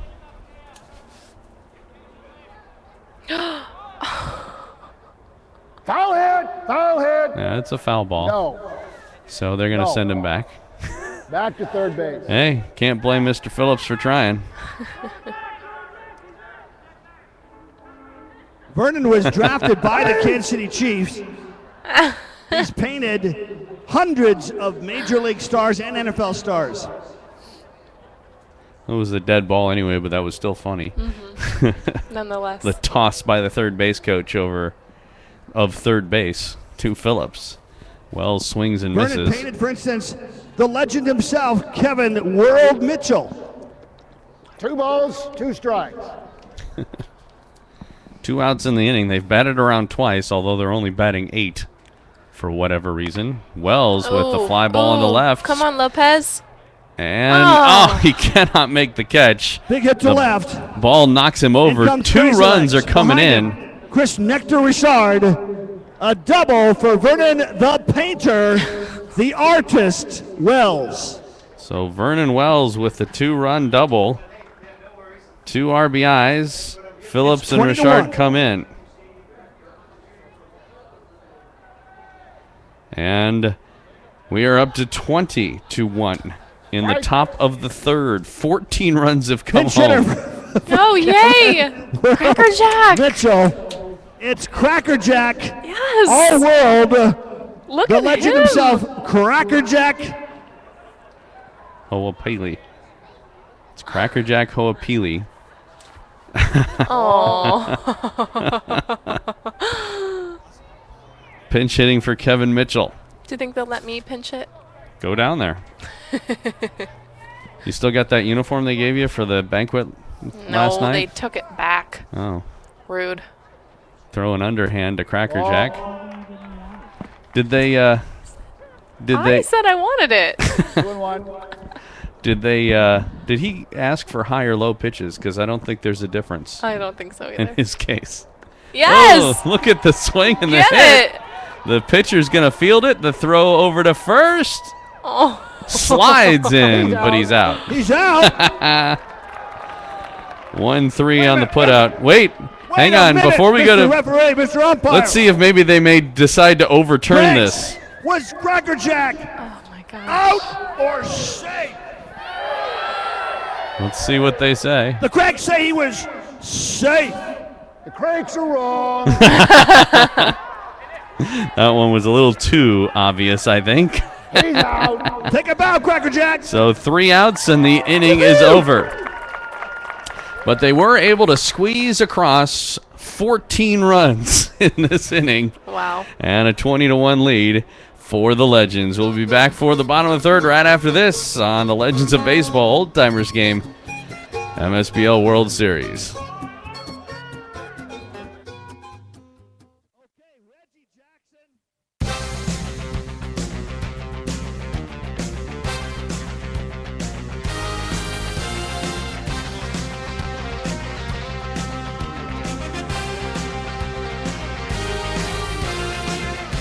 Before you went to New York, let's talk about Oakland for a second and just with Raleigh Fingers here and the tradition of great teams, and you look back. They're talking to at the Reggie Yankees this Jackson year, right now. You must have a lot of Nick opinions Lowry about and what Reggie makes a great Jackson. team. Give us your perspective now as you look back on the Oakland A's and that great team when you were playing in Oakland. Well, the first thing I would want to recognize is really the leadership that you have at the top. We had an owner in Oakland that was, known to be a tough guy, difficult to deal with. Charlie Finley? Yes, Charlie Finley. But he recognized talent, understood pitching, understood power, That work? understood speed at the top of the order and defense and really good relief pitching and things like that. And myself and Raleigh, Joe Rudy, Sal Bando, Rick Mundy, Dave Duncan, Vida Blue Moon Odom, we were all just about the same age when we broke in and played together in a minor league system, and they kept us together. When we got to the big leagues, we understood how to go about winning and how to play the game fundamentally sound. When we needed something, ownership, general manager, et cetera, would go out and get what we needed, whether it was a pinch hitter, whether it was an infielder, whether it was a right-hand hitter, or whether it was a defender that we needed, whether it was a starting pitcher or a guy to fill in with. We had Catfish Hunter and Kenny Holtzman, one of the great relief pitchers of all time in Raleigh Fingers. And so we had ownership and management that constantly wanted to fill in around the pillars that they had put together. We had, proactive too. Well, yeah, I'd say obviously, but we had a good ingredients with the basic players there from Duncan and Rudy and Campy and players like that. But management, and I really do feel leadership, had a great deal to do with the other pieces that we needed constantly. As you look at the game today, and I know that you've been able to look at the powerful personalities that come to the Yankees and the change in New York. I played in New York after a long time myself in Kansas City and saw the different pressures of playing in New York. Any comments about playing in New York for you and the changes you went through playing in that environment? Difficult to play there for, I guess, a lot of people. I think your players like Jeter and Rivera, some of the great Yankees of the past, Yogi Berra, et cetera, a lot of those guys were born in the organization and came up in the organization, got used to it, got comfortable with it. Catfish Hunter, who was just a country boy from the South, functioned very well in New York. Ronnie Gidry was a kid from the country in Louisiana. One of the best ever. And he enjoyed himself there and had a great career there. Wasn't really affected by the pressure, the demand of the press, et cetera, and the brand of the Yankees on the front of your uniform. But there's a certain excellence that's demanded, a certain style of play that's demanded, and that is to win and win championships. Ever since the Yankees from the 20s, 30s, 40s, all the way through baseball, they've had some down times in the 60s, after 61, and when Mickey retired, the team, went down and didn't come back until the 70s. But since then, the team has always been expected to play well, and there's a certain kind of pressure and a certain kind of discipline that you have to have in order to function there. So we'll get back in the next inning, but as you look at the Yankees this year, and any comment about just with all of the HD television and the way that Twitter and all of the technologies have made it very difficult to have a private life, what would it have been like for you to play today? Well, I'm sure it would be different with the media and Twitter and Facebook and all that kind of stuff, which I don't really pay much attention to. I'm on Twitter, and I probably have 20 people that follow me, But, I think that if you're a ball player and you play in New York, or you're a ball player that play in any town, if you do your job, you don't really have to worry about what the media says. As well known as Derek Jeter is, nobody knows his life off the field. They don't know his private life. So you can be a big star and still maintain your privacy. Eli Manning is one of the biggest stars in the NFL, and you don't read about him at night. You don't read about some of the crazy things that people do. So certainly there are guys that can function there and do well and have a good time and manage everything that goes along with it, as well as win. We'll be right back with the next inning, but thanks again. We're honored to have Reggie Jackson, true legend of the game. We'll be right back next inning. Thanks, Reggie. All right, how about that? Mr. October, Reggie Jackson. Pitches, Great please. to see him. High pitches. And everybody really enjoying his presence as we get back to action here. They waited, by the way, to start the next inning for Reggie to get a chance to talk. And new pitcher for the Legends, Dennis Kinney. Dennis Kinney apparently in to pitch from the left side for the Legends. Horseshoe Kinney is his chosen nickname. While we do have a minute, I wanted to thank everybody involved with getting this game on the air, from Media MVP. You're welcome. Our camera people, Taylor and Brandon, and what the other guy's name is? Justin? Is it? I thought it was somebody else. Oh, Frank. Frank. Tonight. Frank's the other one. That's what I thought. Okay, so Frank and Taylor and Brandon. And, of course, Mike Puglisi, our director, and no one else was involved.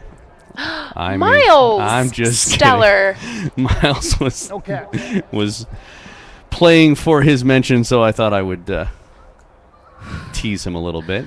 You're mean, Joel. Base hit to lead off for Phil Galloway. So our switcher, Miles, good job. Low pitches, please. That brings up John Lorette. Ball. 20-1 our score after 2.5 innings of play. Well, I guess they don't call him the Legends of Baseball for nothing. Boy, nice play over at third by Kevin Mitchell. Throw to second for one. The throw to first. Double play. How about that? Oh, man. The 5-4-3 double play. Out at first, Lanny Ropke. And Yes, sir. wow, apparently Lanny No Ropke strikes, was please. pinch hitting for John Lorette, by the way, on that. Jerry Lopez. So Jerry Lopez is up. 5-4-3 twin killing. And Mike Rallinger making it Lopez look easy. will get on. Where's the As base? the first baseman, he took it with him. Chris, what happened there at first base, Chris Richard? Chris Richard was the first baseman. He couldn't hang on to it. Striker to the line. So 2 outs in the inning. High First inning of pitches, work low for pitches. Dennis Kinney, Low pitches, please. the lefty. Ball. You notice they don't exactly fire the ball in there. I mean, they're obviously not trying to throw it that hard anyway, but that was par for the Sparks, course. the right fielder. In 1880s baseball, that's why pitchers could pitch Sparky. every 3 days, 9 innings. Ball. Unlike Outside. now where you pitch 6 innings, you're done, and you Yeah. don't pitch again for 5 games. Yeah. But they didn't. It wasn't the 90-mile and 95-mile-an-hour fastballs. It was the 70-mile-an-hour pitches in those days, or 60, or I wouldn't let Cracker Jack in there if it was 90 miles an hour. you wouldn't. You'd No. go down and stop them. I would stop it. I'm guessing Now Suey hit. wouldn't let it since it's his kid. Well, you never know. Anything's possible. Steve Sparks is up at the plate. Ball. Ball Jerry called. Lopez, what is holding you up? Steal second base, young man. There's no one there. They're not holding him on, as you could hear Nick Lowry point out. Ball. Of course, why does he need to? My man, since you're down 20-1, please. being encouraged, swing and a miss. Yeah, but announcing it so then the catcher's now definitely Paying more watching. attention. Yeah. Foul hit. Baseball. Sui There you go. Ho'opili is the catcher behind the plate, ready to gun him down at second.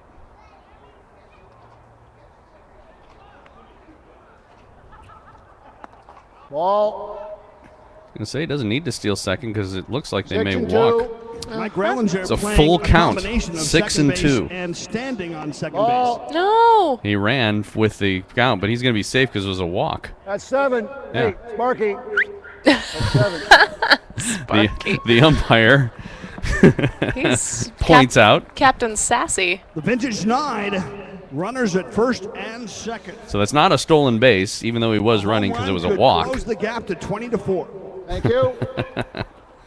You know, in the what they used to call throw the second base. High pitches. High pitches, please.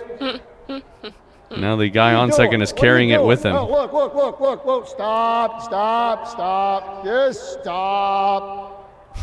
Well, not there. The umpire Hey. has Goofus, called a halt to this Go on down there. Line that thing up. to put the There's bag where limits it's to supposed to be. everything, okay? He was carrying it with him to third Merry base. Christmas. Merry Christmas. Got a great story here. Gary Martinez, batting right now, was a bat boy for Reggie Jackson in Albuquerque in 1937. 1937. Oh my God. Oh, I'm sorry, 1967. Sorry, Reggie.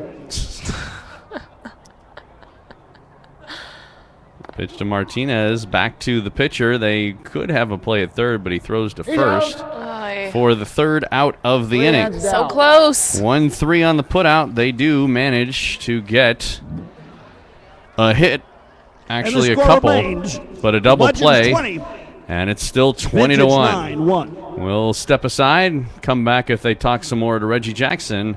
20-1 after 3 here at Tempe Diablo.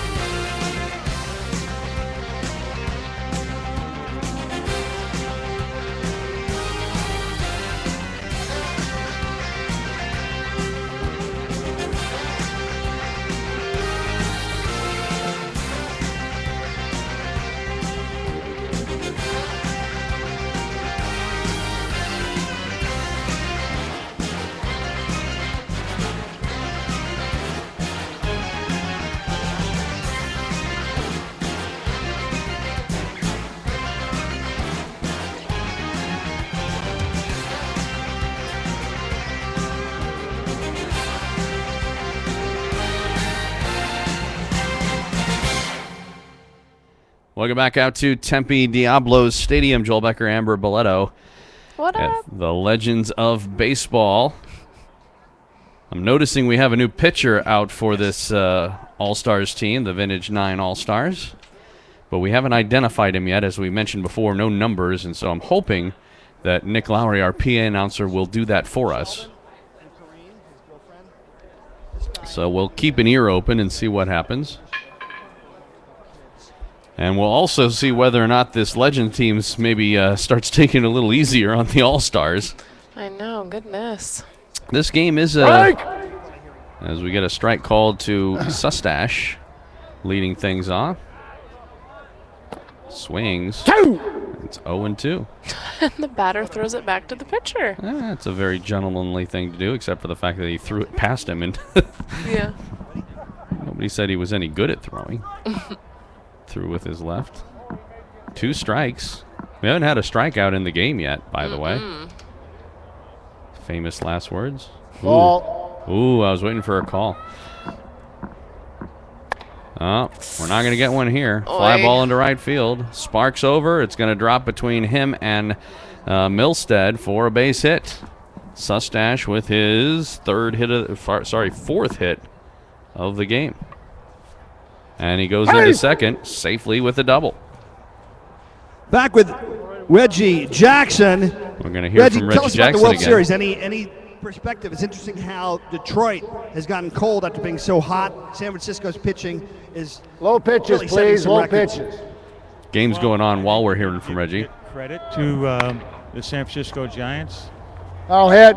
Let it go. Let it The go. last few years that they've had, a lot of Somebody on dominant that pitching, baseball, consistent please. pitching. Somebody on that baseball. Matt Cain is probably one of the top 5-6 starters in the game. Lincecum, who didn't have a good year, has been fantastic right now. And of course, Bumgarner has been great. And Vogelsong have been great.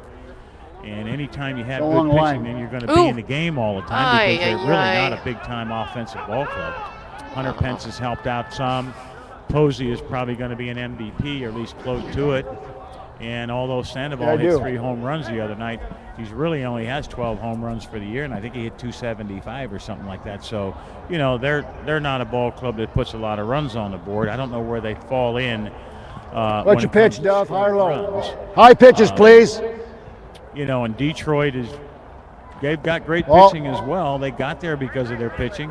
They've had some very timely hitting, and the guys in the middle of the order, Cabrera, Triple Crown, of course, Prince Fielder, 313, 30-some home runs, 100 and some RBIs, and Delman Young has been a player that's really excelled in postseason. So I don't know whether it's the layoff or whatever it is, but I rather say that the Giants have outpitched everybody. Thank you.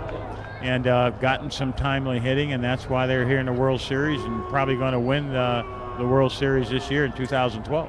Before we go back to the game, one last question, an obvious question at least for me, which is what were you thinking when you saw Sandoval hitting those 3 home runs? I'm sure you've been asked that many times since, but pretty special stuff, and I'm sure it brought back some memories for you. Well, I enjoyed the performance. I really did. High pitches. I watched Pujols last year hit 3 home runs, and the last home run that he hit there, I think the score was 15 or 16 or whatever. I enjoyed the feat when Pujols did it. Called him up after it and left him a message. You talked to him, if you will. But I really did enjoy Sandoval's because it was the first game of the series, and he was playing against what you could really consider the best pitcher in baseball, at least one of them. 3 balls and a strike. I give him a great deal of credit. I didn't hit any of the home runs, but I sure did enjoy them. And he just seems like a lovable guy. Everybody likes the happy, chubby guy. And so the 3 home runs really that he hit this past Monday was something I just enjoyed and watched him do it and watched the replay a few times and had a big smile on my face. I called the Giants office and left a message of congratulations and went back to doing whatever I was doing. All right, ladies and gentlemen, once again, Reggie Jackson will be right back next inning. Thanks again, Reggie. All right, more from Reggie Low Jackson. pitches. Interesting Strikes perspective for Mr. Welch. from Mr. October, known for the 3 home runs he hit. As another base hit by Tony Phillips loads him up, and if you were Wondering if the Legends were going to call off the Dogs with the 20-1 lead. Well, not so much. It's 1, 2, 3, 4, 5 straight hits to lead off this fourth inning. Bases loaded for Richard. And 2 runs already home. Sustash started with a double, then Remlinger with an RBI double. Brian Hunter an RBI single. Johnny Elliott an RBI single. And now Phillips with the single to load him up. High pitches, please.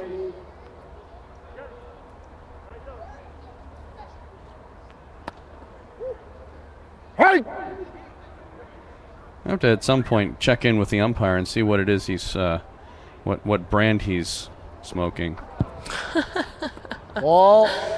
Because he seems to like that cigar. I want to know if he brought enough for everybody. I don't like cigars. Okay, then I'll have yours. Charge the mound. Pitch was a little inside. Let's try to keep this on a high basis. Little warning. Well, we've been talking about Field of Dreams for a while now. If you remember one of the great lines from that movie when says, how about a warning? He says, okay. Ball. How about try hard not to get killed? Nice. Try you don't get killed, actually. Oh, watch it. Watch your back. Watch your back, Gil's catcher. Estache. Run's going to come in. Duffy Dyer showing some legs. Apparently our new pitcher is Duffy Dyer. Duffy Yogi Dyer. Oh, he was a pinch hitter, apparently. See? Shenanigans. Of course. Comes in to score on what I guess we'll call a wild pitch. Runners on first and third. Ball. Nobody out top of the fourth. 3 runs in already. Oy. 23-1. I'm going to run out of room in this scorebook. I know. Did they have scorebooks in the 1880s? I don't know. I don't know. I wasn't born in the 1880s, Joel. Is he calling his shot? He was pointing at something. He's calling his shot. Nope. Right. Didn't even swing. 2.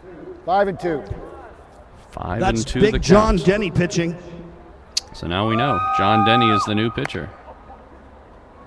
Oh, go, go, go. Come on. Oh, for the love. The throw to second. They get He's the force out. out. So they get 1 out.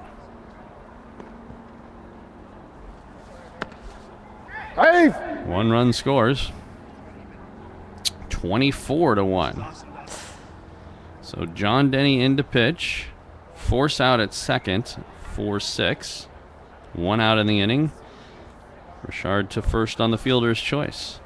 John Denny came in to start this inning, taking over Now batting Vernon, the artist, Wells. And Low pitches for Mr. Wells, please. Low pitches. Combs' spot skipped again to go to Wells. Denny's first offering. John Denny, as some people may know, had a restaurant chain named after him, Johnny's. Time. Just That's kidding. a balk. We got a balk called. Second base. Oh, my God. Gil Estache goes to second on the balk. I love the decisive way our umpire The makes decisions. infraction is you must deliver the pitch before your foot steps across the line. Otherwise, it's a balk. Well, there you go. Play. Aren't a whole lot of balks in 1880s baseball, but he managed to get 1. I know, Ball. right? That's obviously going to change the complexion of the game entirely. Mm-hmm. Wells swings and hits one. Is it going to go foul? Yes. Foul hit. Foul hit on the first base side. 3 balls, 1 strike. Last inning, they put 14 runs on the board and batted around twice. They have batted 6 in this inning so far. They're only batting 8, though. And Wells sends one into right field. Sparks, Oof. not quite able to make the play. Valiant effort. And that'll go down as a base hit for Wells, his second hit since coming in. First and second for, well, the batter that would be due up would be Crackerjack Ho'opili, but apparently they're going to pinch hit for him. Low pitches for the doctor, please. Or they're going back to Kevin Mitchell. No, they're not. I think it's Elliott. Well, that would not be his spot in the order.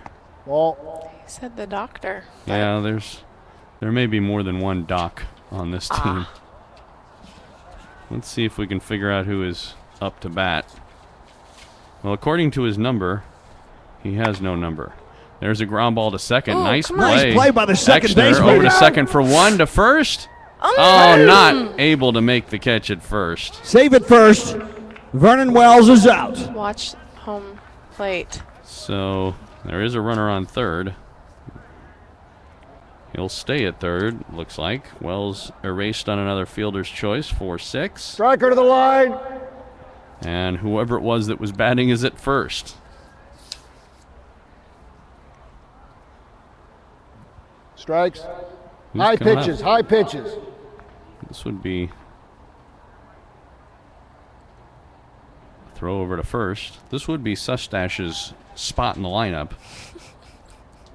But I don't think that, Nice play by Eric Exner at second base. That ball was hot. That was a hot tamale. Look, he's waving his hand now. It's still steaming. 2 outs in the inning. Get the impression they're not completely. They were trying the hidden ball trick there, by the way. At first. There's a swing and a base hit up Mike the middle. Remlinger, For a Remlinger. lazy line drive to center. So that was apparently Sustash batting before. The remedy comes through again. Or maybe not, I don't know. It's only 24-1, and the Legends have got runners at first and second. It's only 24-1. That's it. Just 24. 2 hands down. And you were saying Now batting I don't know how Kevin, to break this to you, but it's the actually Universe 25-1. Mitchell. He's been promoted. Throw strikes. And now we're going back to Kevin Mitchell. This is not exactly going in order, or at least not in the same order as it was before. But I don't think that that's a really big issue in this game. doesn't seem that way. So Mitchell is coming in.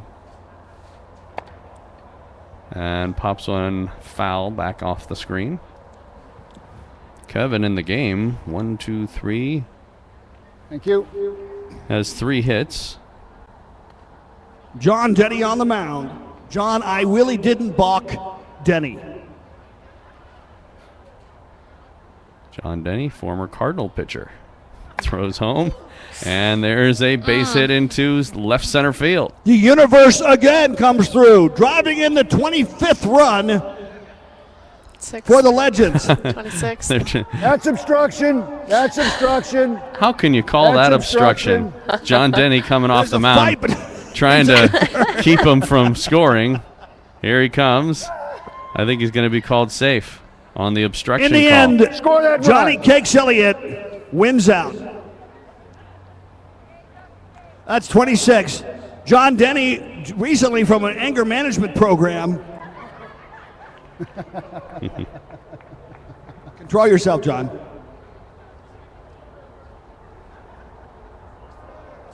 So Mitchell, the RBI hit.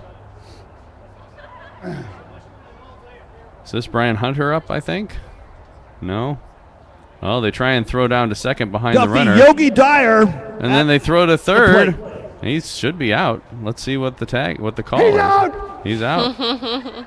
I'm not sure what that was at third base. Mike Remlinger. Remlinger gets caught stealing. That's the end of And the will inning. end the Legends mercifully 26. the top of the fourth. The Vintage 26-1. We'll go to the bottom of the fourth. At Tempe, All-Stars trying to come back.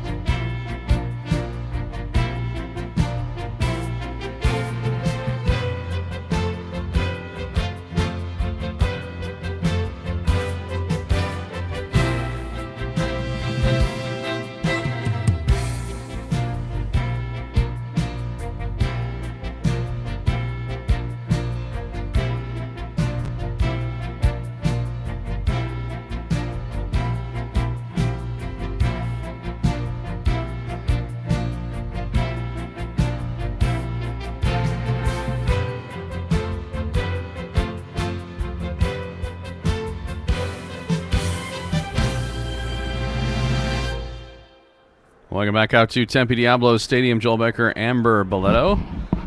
Legends of Baseball against the Vintage 9 All-Stars. And, well, an entertaining game, if not a competitive one. We should probably mention... Okay, back with our third and final installment with the legend himself, Reggie Jackson. Reggie Jackson, who's with Nick Lowry. You know, egos in sports, sometimes people say you got to have a huge ego. But, of course, when you have it under control, when you don't need that much, and Alex Rodriguez, clearly striker of the one line. Of the great talented players, but there was some controversy there, and his very poor performance in the playoffs. Any comments as you look now at what it's going to take for him to turn it around, given how badly he did? What would you tell him off the record, on the record? There are only a few hundred people here. We won't tell anybody. I basically would. I'm sure that Alex is going to do his thing this winter. Get prepared to play in 2013. That's a catch! Hopefully for the Yankees, play third base. One hand down! I think that Alex is going to try to prepare himself the way he has every year. He comes in shape every year. Richie Wesco to the van, please. Richie Wesco to the van. Had success in the postseason, and that's very important. Richie Wesco to the van, please. And sticks with him. It's something he's got to get rid of, but I think Al's going to prepare for 2013 like he has every other year. The last few years he's been injured, probably last 3-4 years he hasn't played a full season, and I think that's hurt him more than anything. What about just a Yankees team without George Steinbrenner? You know, since he really was so much part of those pinstripes in New York, what difference does it make with how they're run today? Well, I think that Hal Steinbrenner and his brother do a great job. I have a great deal of respect for your him. pitch, Mr. Denny. Around the organization. High pitches or low pitches? Steinbrenner family. Low pitches, please, Mr. Welch. Continues to run the ball club and with the same style. Nice hit. When they brought in the players a few years ago, spent no catch, no catch, winning the World Series. So I think the commitment by the Steinbrenner family is winning. I'm proud to be associated with them. I have a long relationship with them. So the old man was a little tougher. Low pitches, Mr. Welch. Low pitches, please. I think that the boys are just as committed to winning as the dad was, and hopefully we'll get back on track for the family next year in 2013.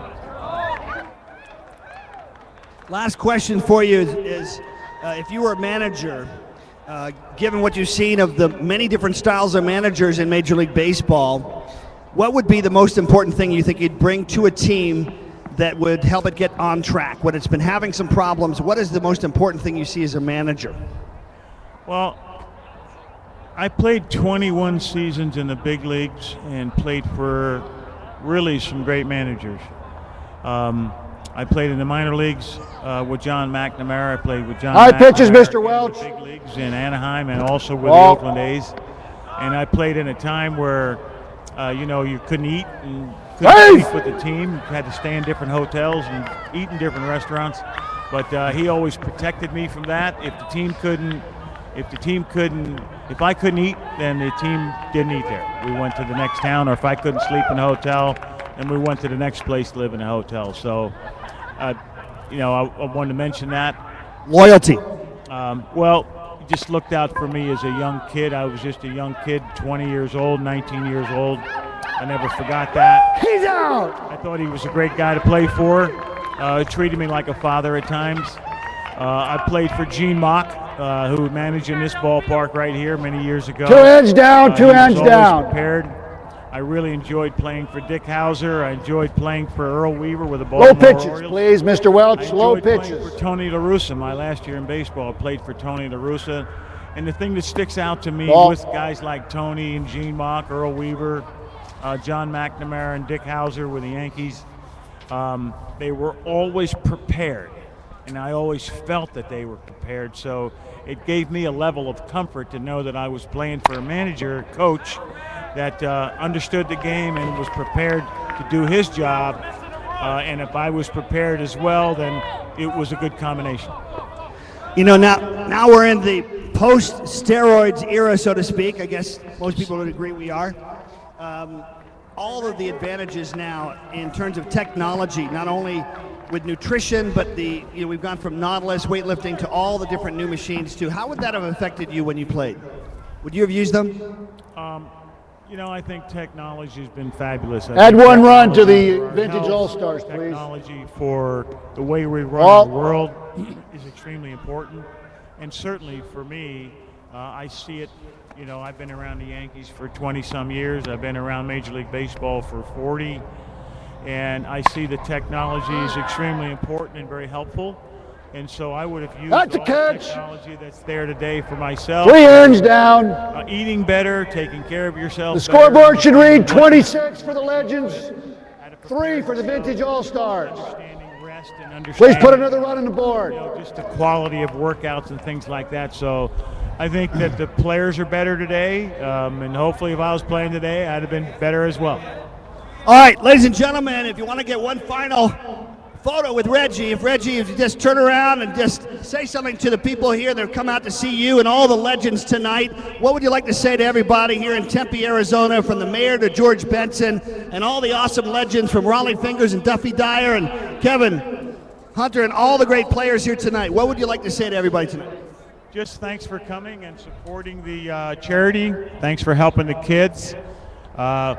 I think a few of us came in town just to try to show appreciation and be supportive to the guys that are trying to raise a few bucks to buy some equipment and get the kids on the field and enjoy life. And so thank you all for coming tonight to help along. And I'm glad I could be here to visit some friends, some old friends from Arizona, very old friends if they're like me. But thank you as well. And I'm sure we'll see you again in the future, and hopefully I'll see some of you around town. Here you go. Ladies and gentlemen, again, Reggie Jackson. Isn't it great to see the way we have a chance to get the wisdom from guys like Reggie, like Brian Hunter, like Kevin Mitchell, all the great guys here tonight. Vernon Wells, all you guys, want to thank you. Mike Remlinger, all of you, thank you. It's been an honor to be with you tonight, and we're not even done yet, and the score is 26-3. I'm having fun. Well, great to hear from Reggie Jackson. Interesting to hear his perspective. Bob Wells should come in to pitch, by the way, in the last inning there for the Legends. And they were able to get a couple of runs across. So we're 26-3. There have been some wholesale player changes for the All-Stars. See that John Denny has moved over to play first. But I have no idea who is pitching now. There were a whole bunch of changes. I think we have a new catcher High pitches for as Mr. well. Dyer, please. High pitches. But it doesn't matter. In the meantime, we have the Legends up to the plate. Ball. Definitely a new pitcher because he's throwing with the other hand. It's a good indication. Ball.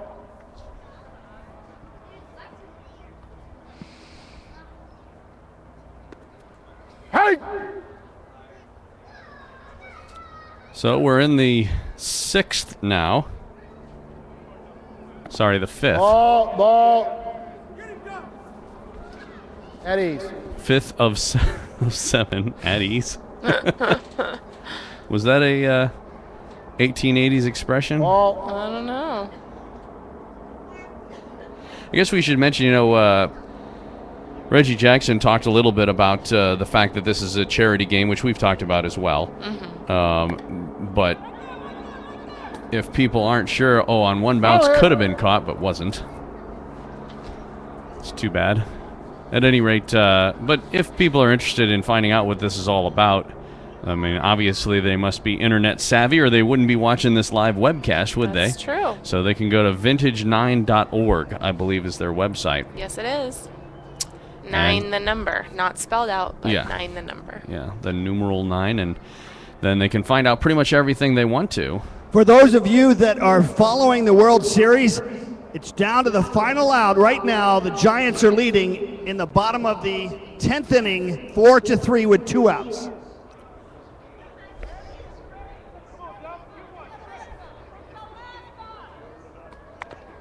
A pitch is swung on and hit foul. So at any rate, if you're interested, the website is vintage9.org, and that pitch hits him. Dead ball. The charity is basically involving. Duffy Dyer, let's finish strong, buddy. You haven't had a home run over that fence tonight. I don't think that one's quite got the distance, but it may drop down for a hit. No catch. And it does, off of the left fielder. Oh. We got ourselves a base runner. There are no errors in 1880s baseball. Yes, there are. They just don't call them errors.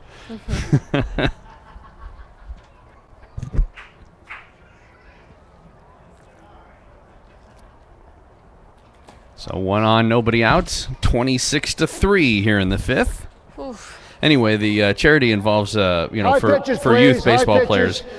For those who wouldn't be able to afford to play baseball, the charity also involving history, and the ball gets by the catcher, and Oh, for the love. Huh? Mark Freight Train Hellman.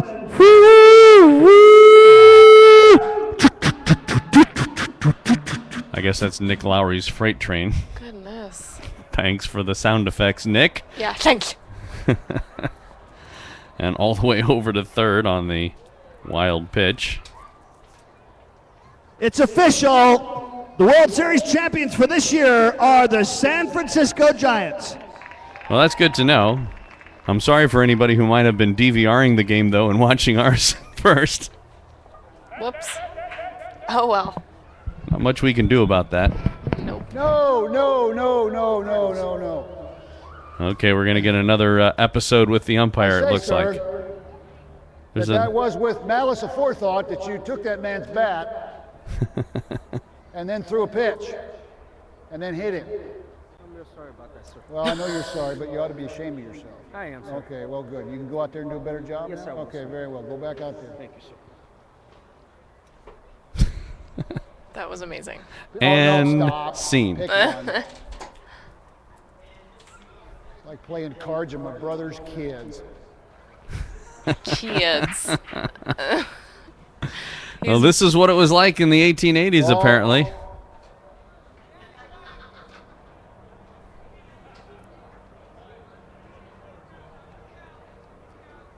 Wonder what it cost to get a beer at the ballpark. Back in the 1880s? Yeah. I think they bartered back then. Ooh, nice hit. Oh, nice try. Slammed one just over the Nice head of the base shortstop. hit by the Freight Train.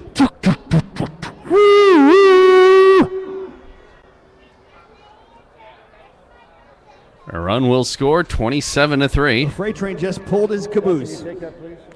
RBI single. They have It's a far nice too hit. much fun out there. They are. They're having a great Bob time. Welsh now hitting. So that brings up Bob Welsh. For those of you scoring at home, No, Bob Welsh Why? won 27 Good luck. games. yeah, why would you be doing In that? 1990, 2.97 average, was named American League Cy Young Award winner, as well as the best-looking man in baseball. Bam Bam.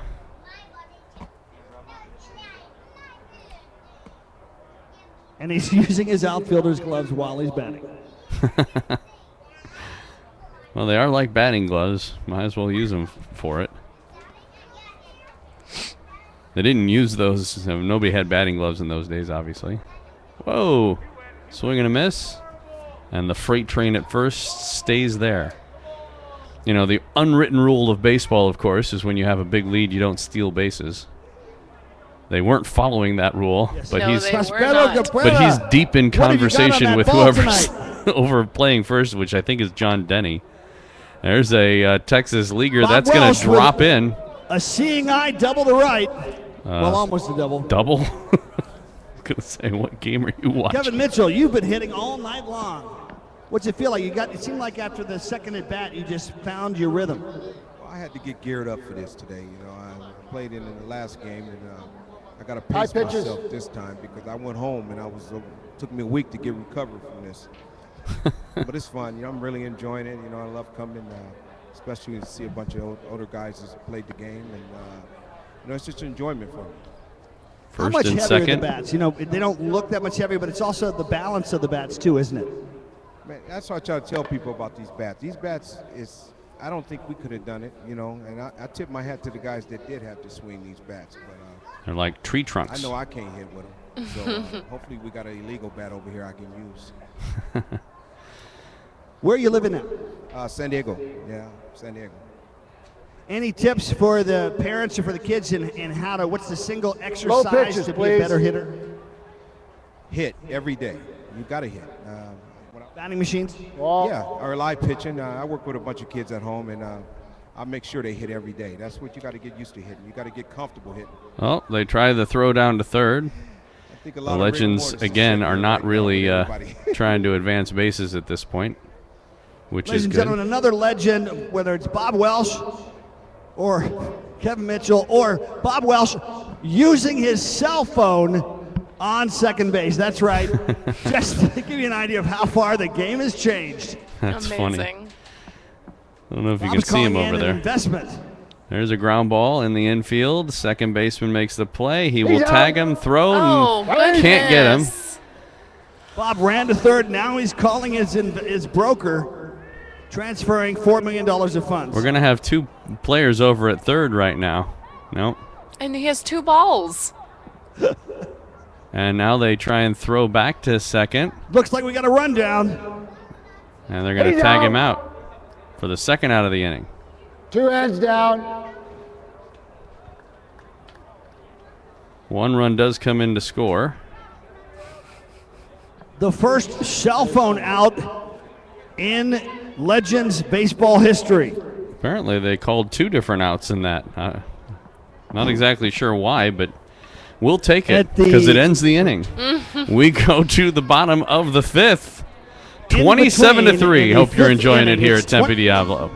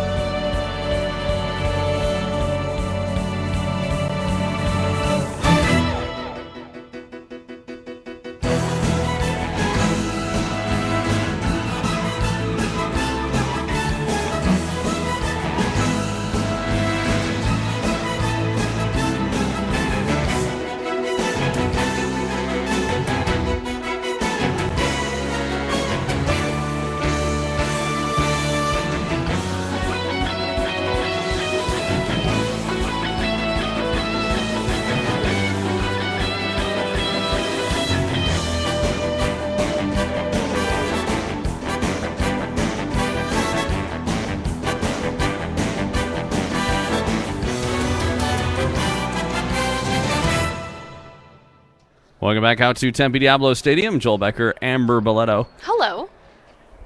25th anniversary of the MSBL MABL World Series. Yes. They were not playing MSBL baseball in the 1880s, but we are today here at Tempe Diablo. The legends of the game, the Vintage 9 All-Stars, and the legends of baseball. Bottom of the 5th, ground ball, and a nice play, except dropped at first. So a base hit to lead things off. 27-3, our score, as if that matters.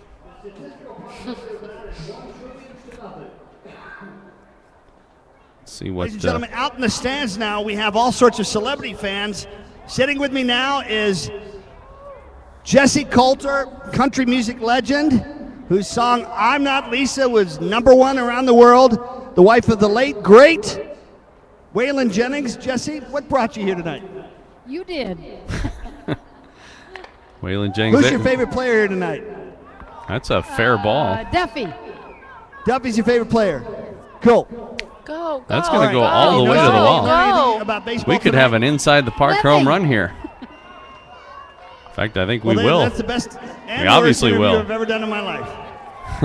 Nice. All right. Good job, old timers. Our second home run of the game. Both of them the inside the park variety.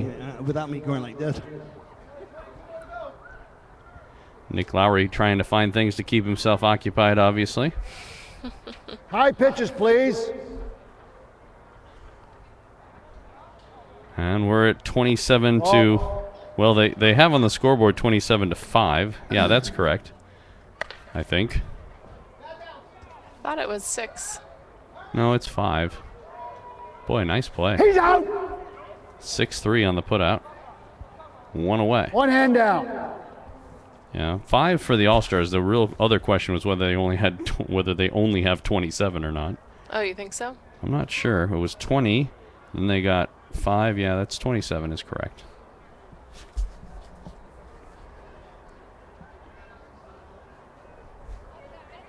Darn good thing, because we wouldn't want it to be reported incorrectly in the papers tomorrow. I know, right? Low pitches, indeed. Low pitches, Mr. Welch. I think we missed out on the barbecue. I don't see any more smoke. Yeah, no more smoke. What are we going to have to eat? I don't know. I don't know who's playing left. That was a ground ball to third. Tried to do the relay throw to short. Cabrera looking fast. Makes it to first. But we'll get a base hit. Pablo's got a spitball tonight. I know it. Has he finished his cigar, the umpire? I don't know.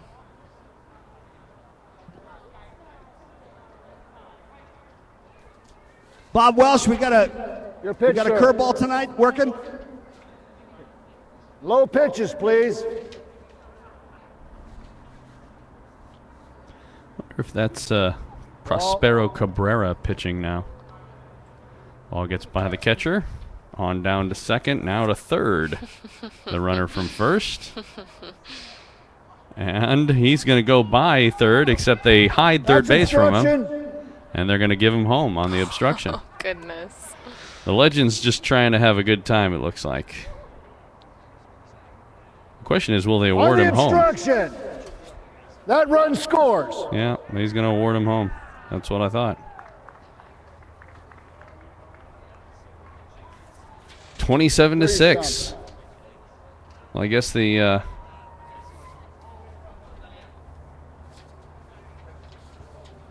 comeback is well underway. Bob Welsh pitching for the Legends still, I believe.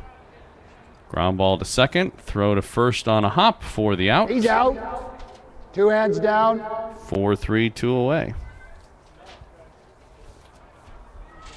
So they call outs hands here in 1880s baseball, as you hear the umpire often saying 2 hands down, that's 2 away. Low pitches, please. Don't they have any more umpire episodes scheduled for today's game?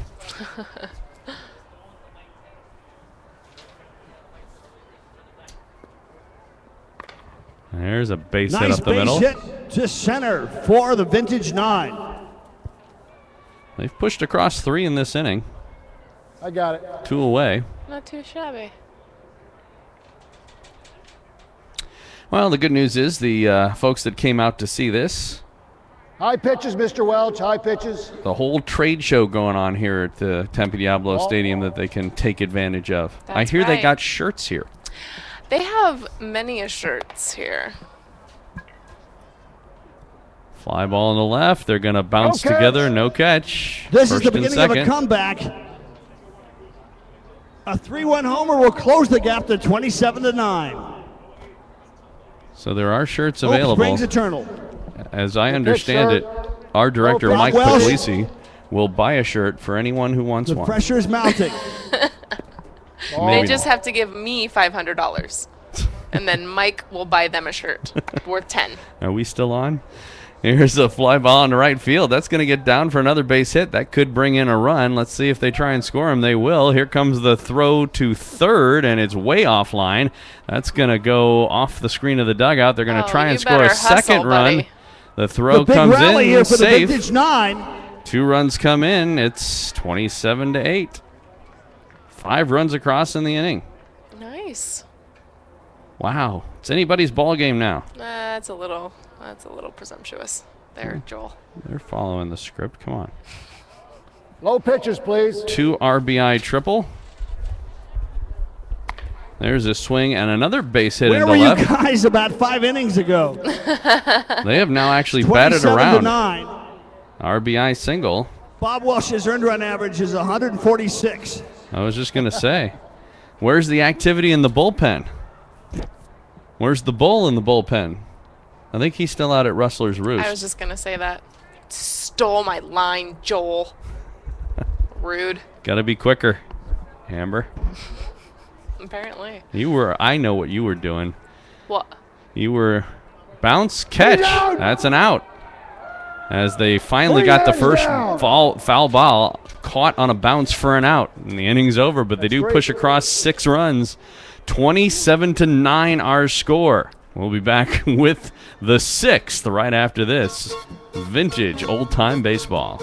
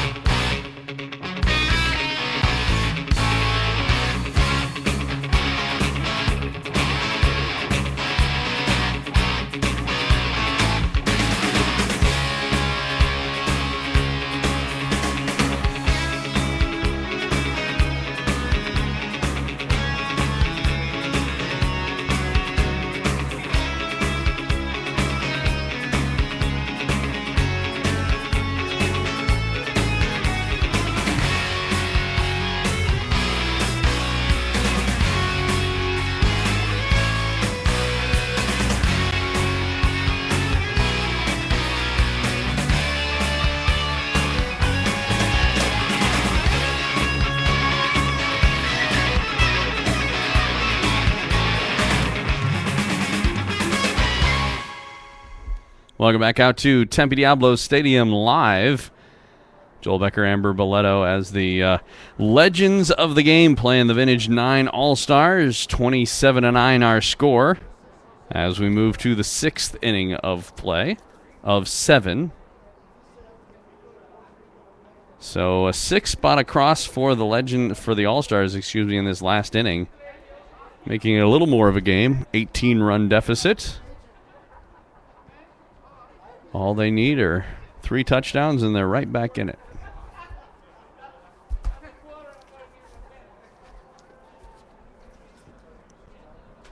Little discussion going on.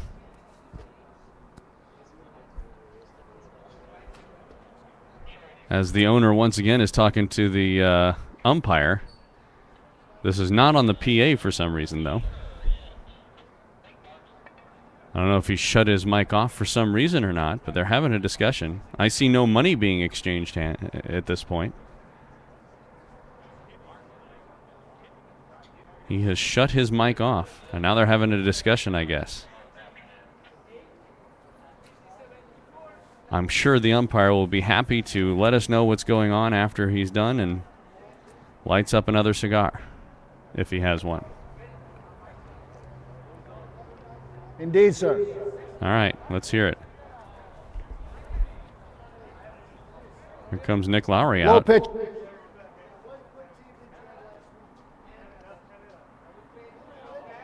Well, they've decided not to let us know what's going on so far anyway.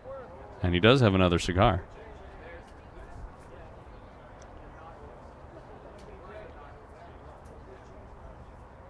Now that is what you call a chest protector, wouldn't you say? Ball, dead ball. That the catcher's wearing? It extends down low.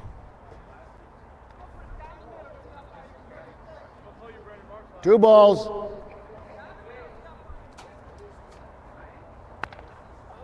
Foul hit. Nick Lowry's become very quiet here in this inning. He must have taken an Ambien. Could be.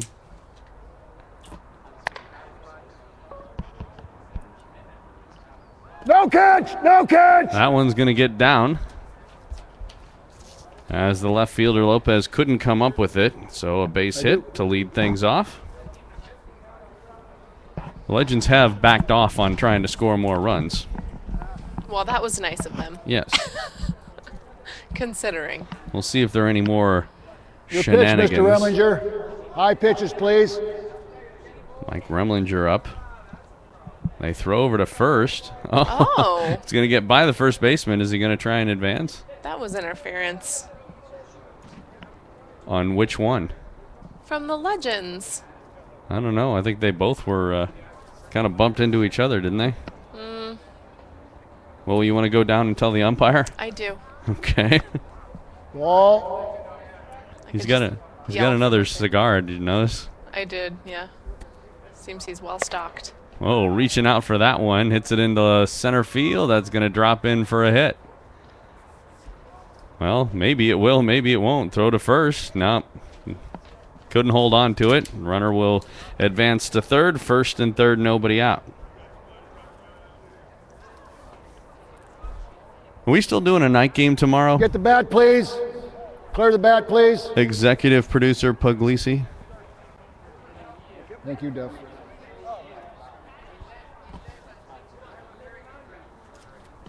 I said executive producer Puglisi, meaning Yes. Vic. He went. Are we going to have a night game tomorrow still? We're hoping to. Do we know what time? We don't know. When we get back to MSBL action on the next man, 25th throw anniversary strikes. of the World Series. Runners on second and third here now. Oh, come on, Lopez. Oy. And that one's going to get down again. So, 2 runs will score, 29-9. Mike, the Remedy Remlinger, coming in yet again. That's Mike's 6th run tonight.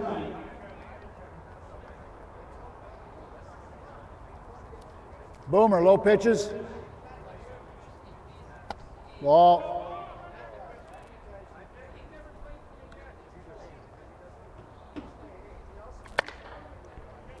There's another base hit in the left center.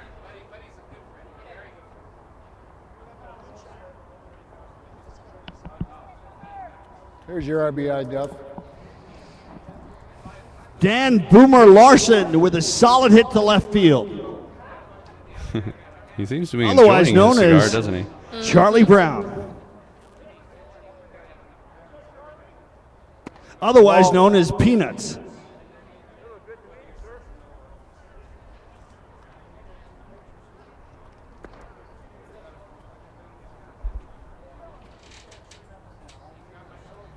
Back to a 20-run lead for the Legends. We're in the 6th. Nobody out. Runners on first and third.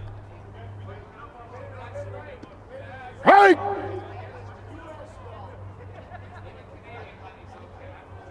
So is this the game you thought it would be, Amber? Oh, yes, everything in all its glory. In another era, that'd be called a pass ball.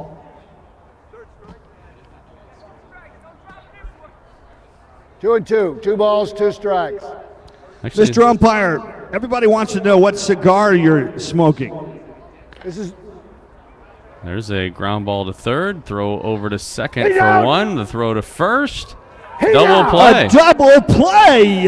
How about that? Nice. They didn't even have a name for it back then.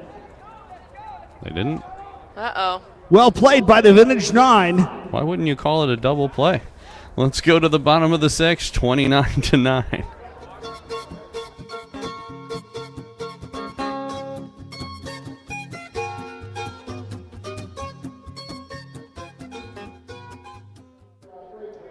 All right, we're back at Tempe Diablo. That was actually only the second out of the inning. We were just testing all of you, making sure you're still awake. Well, I was just so impressed that they had a double play. The runner that was on third is ball. Oh, come on, for the love. stayed at third. You notice that they don't have base coaches out there anymore. They did earlier. So 5-4-3 double play. We're going with another hidden ball trick. They were trying it.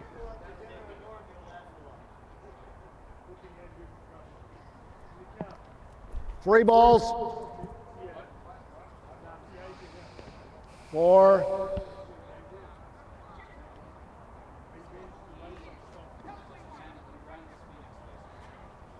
Well, for those of you who are interested, 25th anniversary MSBL World Series in cooperation with Vintage 9 for this game. As we got a pop up into center field, will it get down? That's a catch. Beautiful catch in Nice center catch. by the Vintage 9. So that will be the third out of Heading the into inning. So we'll go to the bottom of the sixth. Inning. Still 29-9.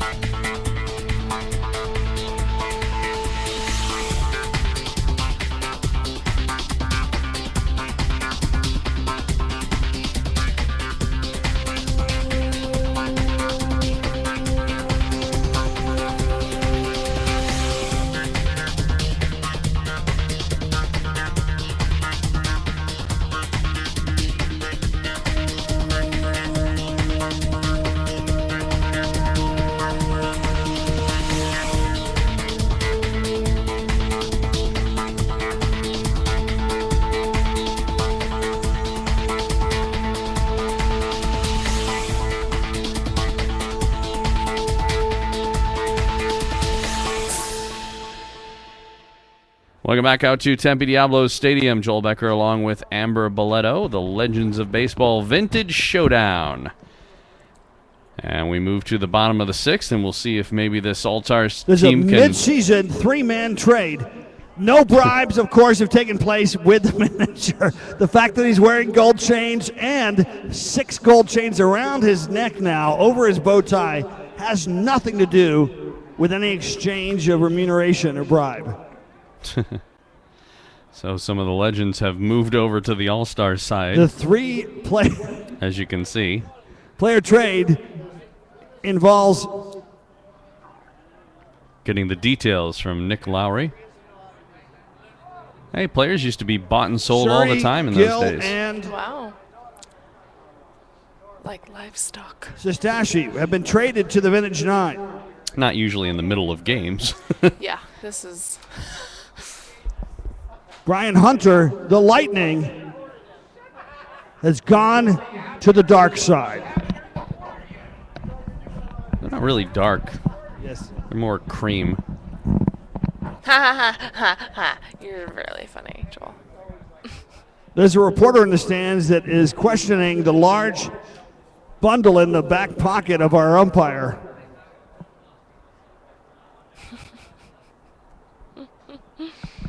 Once again, there's no mooning back in the 1880s baseball. Obviously, Nick Lowry wasn't around in the 1880s. Yeah, how does he know? Nice. First batter, nice hit into right center field. That'll get Base down hit for to a right by base hit. John Denny of the Vintage 9. Now they've added 3 of the legends. They're the Vintage 12.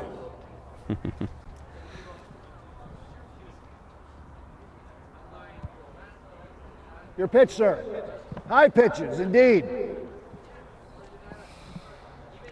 Anyway, What? High pitches. the last inning we were Foul hit. talking about the trade show a little bit. We were. We were talking about the fact that we were going to be back on the air tomorrow with some more live game coverage. A little less theatrical and a little more competitive, hopefully, tomorrow. And stay tuned to MSBLNational.com, same place as you're watching this game, No count for tomorrow's game. We're expecting to have an afternoon or evening game tomorrow, as the third week of MSBL World Series gets going.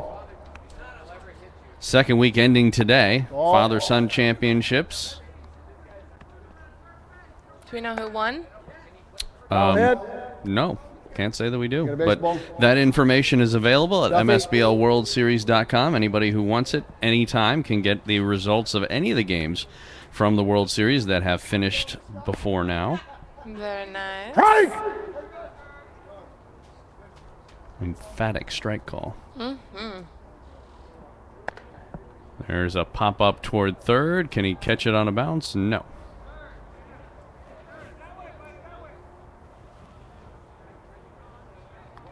And the third baseman has now defected back. Was in foul territory. Foul hit. The third baseman was at one time an all-star. Oh, really? Well, look at the uniform he's wearing. Look at that. And so now they only have 8 guys out on the field. He was playing third for the Legends. I assumed he'd been traded, and apparently he's defected One ball, back. one strike. So there's no third baseman over there. He tried to bunt. Foul hit. He did. And the runner on first runs down to second. It was a foul. Let's see if they make him go back. I don't think they're gonna. I think everyone stopped paying attention. Yeah, at this point, well, maybe that umpire bribe. Nice play, but the throw goes into right field. And let's see if one run comes in. Denny heading from second all the way to home. Maybe they can make it double digits. And it's 27-10. Interesting there because, of course, the fact that he was at second base on a foul ball should not have been allowed.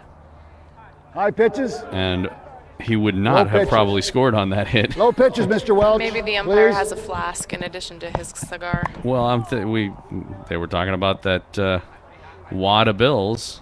Up, double play. A double play. That's our second double play of the evening. This time 2 by hands down. the Legends. That was actually our third double play. Coming Nick. through at second base. He's not keeping score. I was just going to say, I have the advantage of having a scorebook. According to Moonshine, Shuey actually won, most likely to succeed 2 times in high school. Low pitches, please. First time ever. Never been repeated. There's a hard hit ball past second. Diving attempt by the second baseman. And that'll be a base hit. But, yeah, the double play on the pop Nice up to dive second. there by Suey. Little catch and toss. Bob Welsh Low pitches. bringing the heat. Low pitches. Welsh still pitching for the Legends. Check swing Foul hit. foul. Baseballs.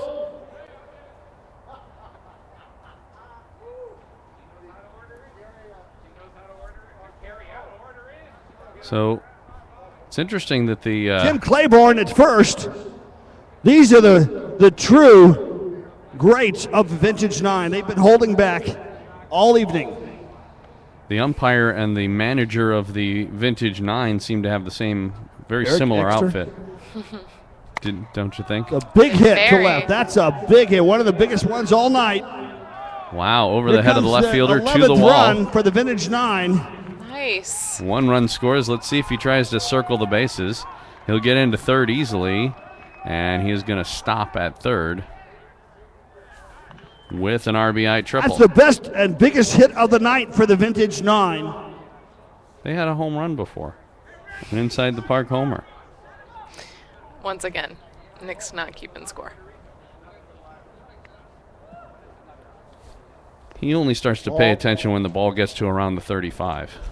Is that a football joke? Yes, Got field it. goal range. Outside. 35 would be about a 52, 53-yard field goal. It's just one hit after another for the Vintage 9, who are now, of course, renamed the Vintage 12 since they've brought 3 over to the dark side. There's our umpire with his cigar. Do you think Nick Lowry doesn't know that the Vintage 9 had more than 9 to start with in the first place?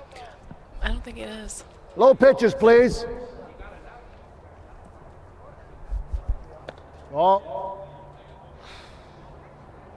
I wonder how many ball players the teams tended to Another carry. big hit to right field. That's a key. Caught. That's 3 hands Double down. back at first. Well, it doesn't matter. That's There's the 3 inning. outs.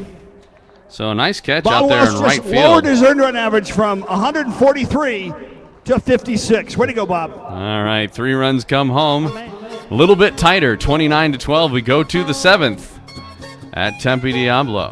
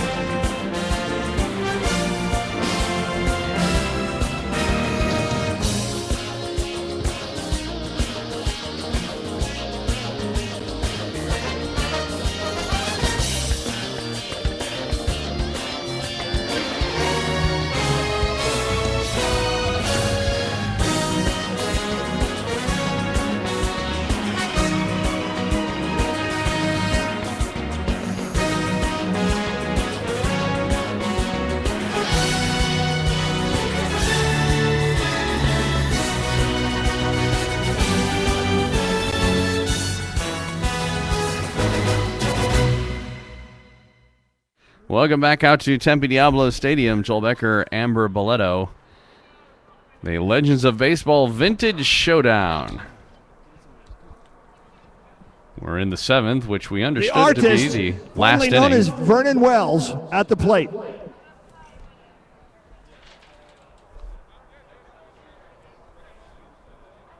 (29-12) our score in the top of the 7th.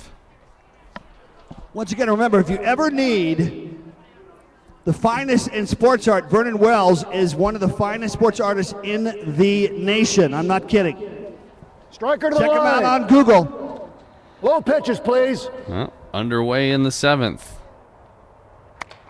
Wells swings at the first pitch. Liner knocked down by the shortstop, and he will have no play. A base hit to shortstop. The Remedy, Mike Remlinger. Don't you love his socks? I love those socks. I love the socks too. Okay. Got a preference? Nick Lowry talking your language. Local pitches, please. Maricopa County Prison. Reaches for this one, pops into the left field.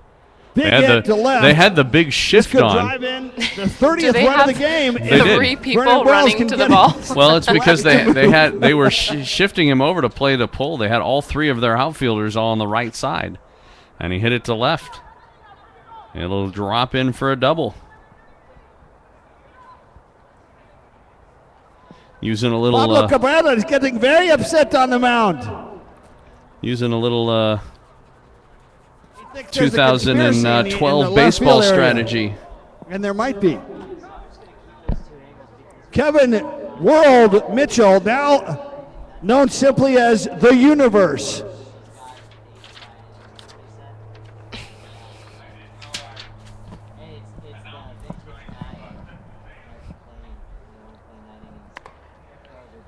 Baseball. Baseball, please. Hey, if they run out of baseballs, is the game over?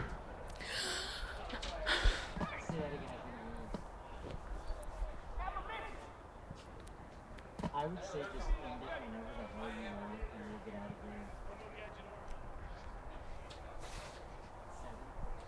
7. Sounds good. Perfect. Yeah, we'll just do what the thing says. There's a base Another hit. easy base hit to center by Kevin Mitchell. You know, RBI. I got to say this. There's a reason why they're called the Legends. So in actual Major League Baseball, you know what the record is for the most runs scored in a game? Please. Nope. 36. Mark Wow. Freight Train That's Hellman. First pitch swinging again. That's a Nice catch. play by the shortstop to make the catch. One away. One hand down. First and third, one away. Mark, you're wanted in the dean's office. If memory serves, and I don't have it in front of me, although I suppose I could look it up, it was the Cubs who actually... what year? Oh, Yeah. way early. You know what? It Get was- your facts straight, Joel, before you was- start spouting off history. just It was looks very wrong, early. Of course, Pablo, the last that you're time the pitching to Cubs one of your own.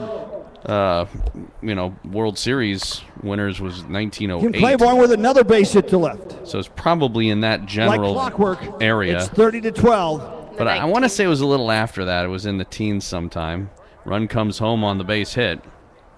Boy, and that was one of the traded 3 players, more too. touchdowns, and the Vintage 9 will take the lead. I think Nick Lowry's been listening to us because he keeps using the same jokes as we have. It's rude. Batting for the Vintage 9, Joe Sierra. The man, What's interesting, he The said rumor. batting for the Vintage reality. 9. The Legends Joe are actually up right now. Sierra. He just plays for the Vintage 9. He's one of the traded players, apparently. the movie High Sierra was named after Joe. Are you going to look that up, Joel? Why It's not? bothering you. Well, I want to give the people accurate information. He's out. And we will have a force out at third. These trades are confusing. There's a runner at first. Daniel And a first baseman. Boomer Larson. Same uniform. It can be kind of confusing. Force out Daniel at will third. not play until he's gotten brown dirt on his pants. Where is Cracker Jack? That's what I want to know. I think he's done. No. Look at that hit. It's not his bedtime yet. Oh, this could go for I was right. It was extra Chicago. bases. The Chicago Colts. And Dan Boomer Larson's running. In For those of you back 1897. in the 1880s, this was called running. As we will get another RBI base Mike hit. Remlinger up for 32-12. the Legends again. I was going to say, according to what The he fact said, that he's batted 2 times in the last 7 batters. in the same inning. Don't pay attention to that. Apparently not. Let's see. The Chicago Colts that would become the Cubs on June 29th, 1897 against the Louisville Colonels, 36-7. And a little ground ball to first. And that will do it for the top of the 7th. Well, one more shot at it. Or is that only the second out? We're in the bottom of the 7th for the Vintage 9. I had It's 3. 32-12. And yeah, so they are going to go with 3, it looks like. 3 touchdowns. 3 touchdowns. And by we the will Vintage go 12. to the bottom of the 7th. And If they they'll can go only ahead. get 20 runs, they've got themselves a win. We'll see if they can right after this.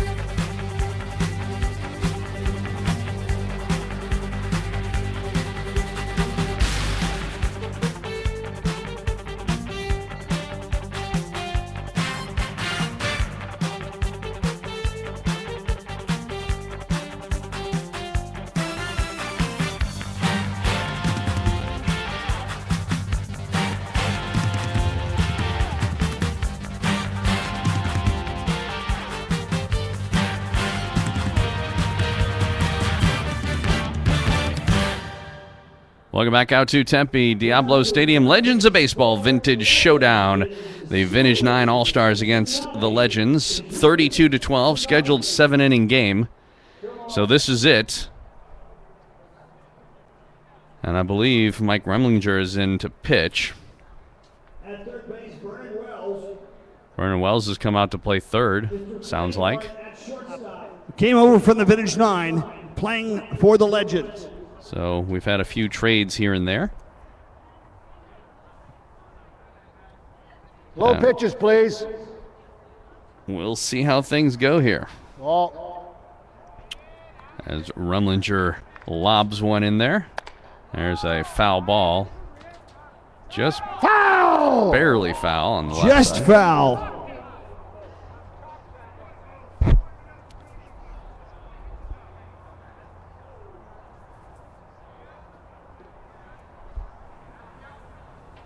So, Amber, What? big show coming up for tomorrow. Oh, yeah. Monday fun day. Looking forward to it. More baseball live, and of course the Daily Show every day here. Third week of action getting started. There is a ground ball. Remlinger Nice made a play nice by play, Remy, but not quick enough. no chance. Vintage 9 continue their hitting spree over the last 3 innings.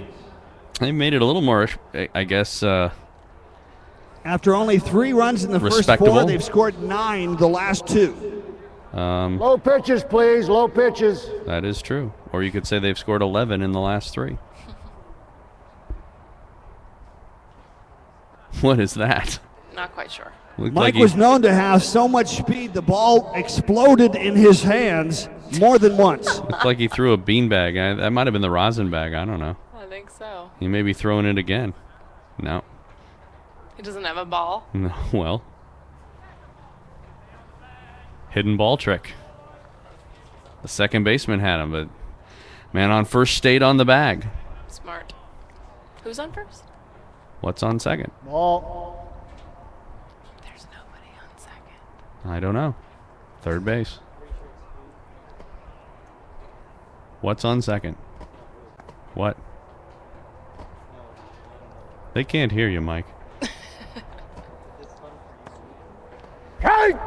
Strike called. I wonder how often they actually did do trick plays and stuff like that in real vintage baseball back in the 1880s. Yeah, this may be a... Well, I mean, they did do it. There's no question that they did that sort of stuff. But was it the sort of thing that happened several times a game, or was it the sort of thing that happened, once, a month or something like that?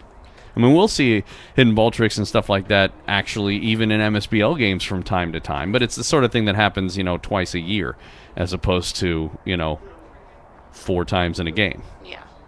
But I don't know what it was like in the 1880s. It may be they did stuff like that all the time. I don't know. If the games were anything like this. That's a nice hit into left field. Big That'll hit drop to in. left. Again, the Vintage 9 keep rolling along. First and second, nobody out. Bottom of the 7th, 32-12.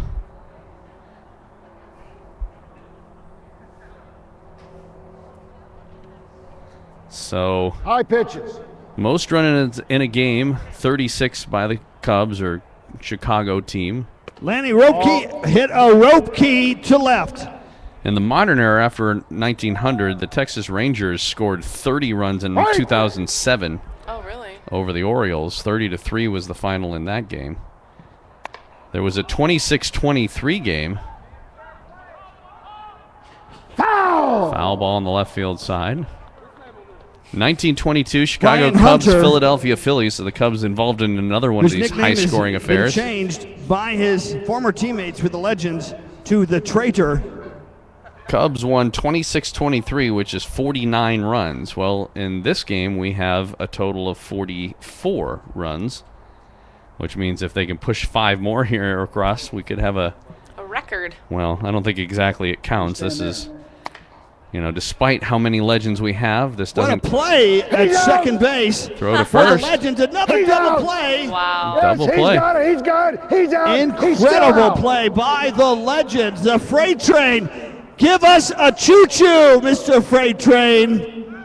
Woohoo! Oh, he had That's enough of that. Yeah, well. That is enough. And the pitcher, Randall Swearingen.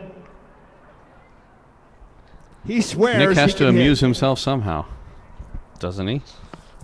Runner on third. Lefty against lefty. Lefty pitcher against the lefty pitcher, Swearingen. Hey! So the All-Stars down to their last out. What do you think? A 2-out 20-run rally? Over to second, to first.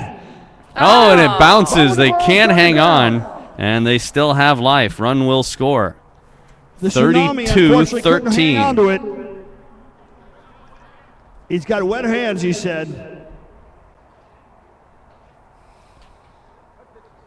I'm feeling a wave of momentum coming with the Vintage 9. For those of you that are hanging in to watch this game, now it's Bill Sturgeon. There's a fly ball in the left field. Can they Solid handle hit it? to No, left. it's going to drop in for another These base guys aren't hit. kidding around. Swearingen playing a little hard, it looks like. Really? Because I'm pretty sure they are doing some kidding around. He's out. Well, there you go. Oh. If he is out, then that would be the 3rd out of the inning. But That's Three the hands inning. down. well, Headed that's to the it. Top of the 8th. All right, so we have played our 7 full, and so the Legends win it. 32-13 is the final score after 7 innings of play here at Tempe Diablo. If you're interested in making a donation or getting involved, vintage9.org. But we thank you for joining us here for today's game. For the entire media MVP crew and Amber Boletto, Nick Lowry, and our umpire, Joel Becker, saying goodnight from Tempe Diablo. 32-13, good night.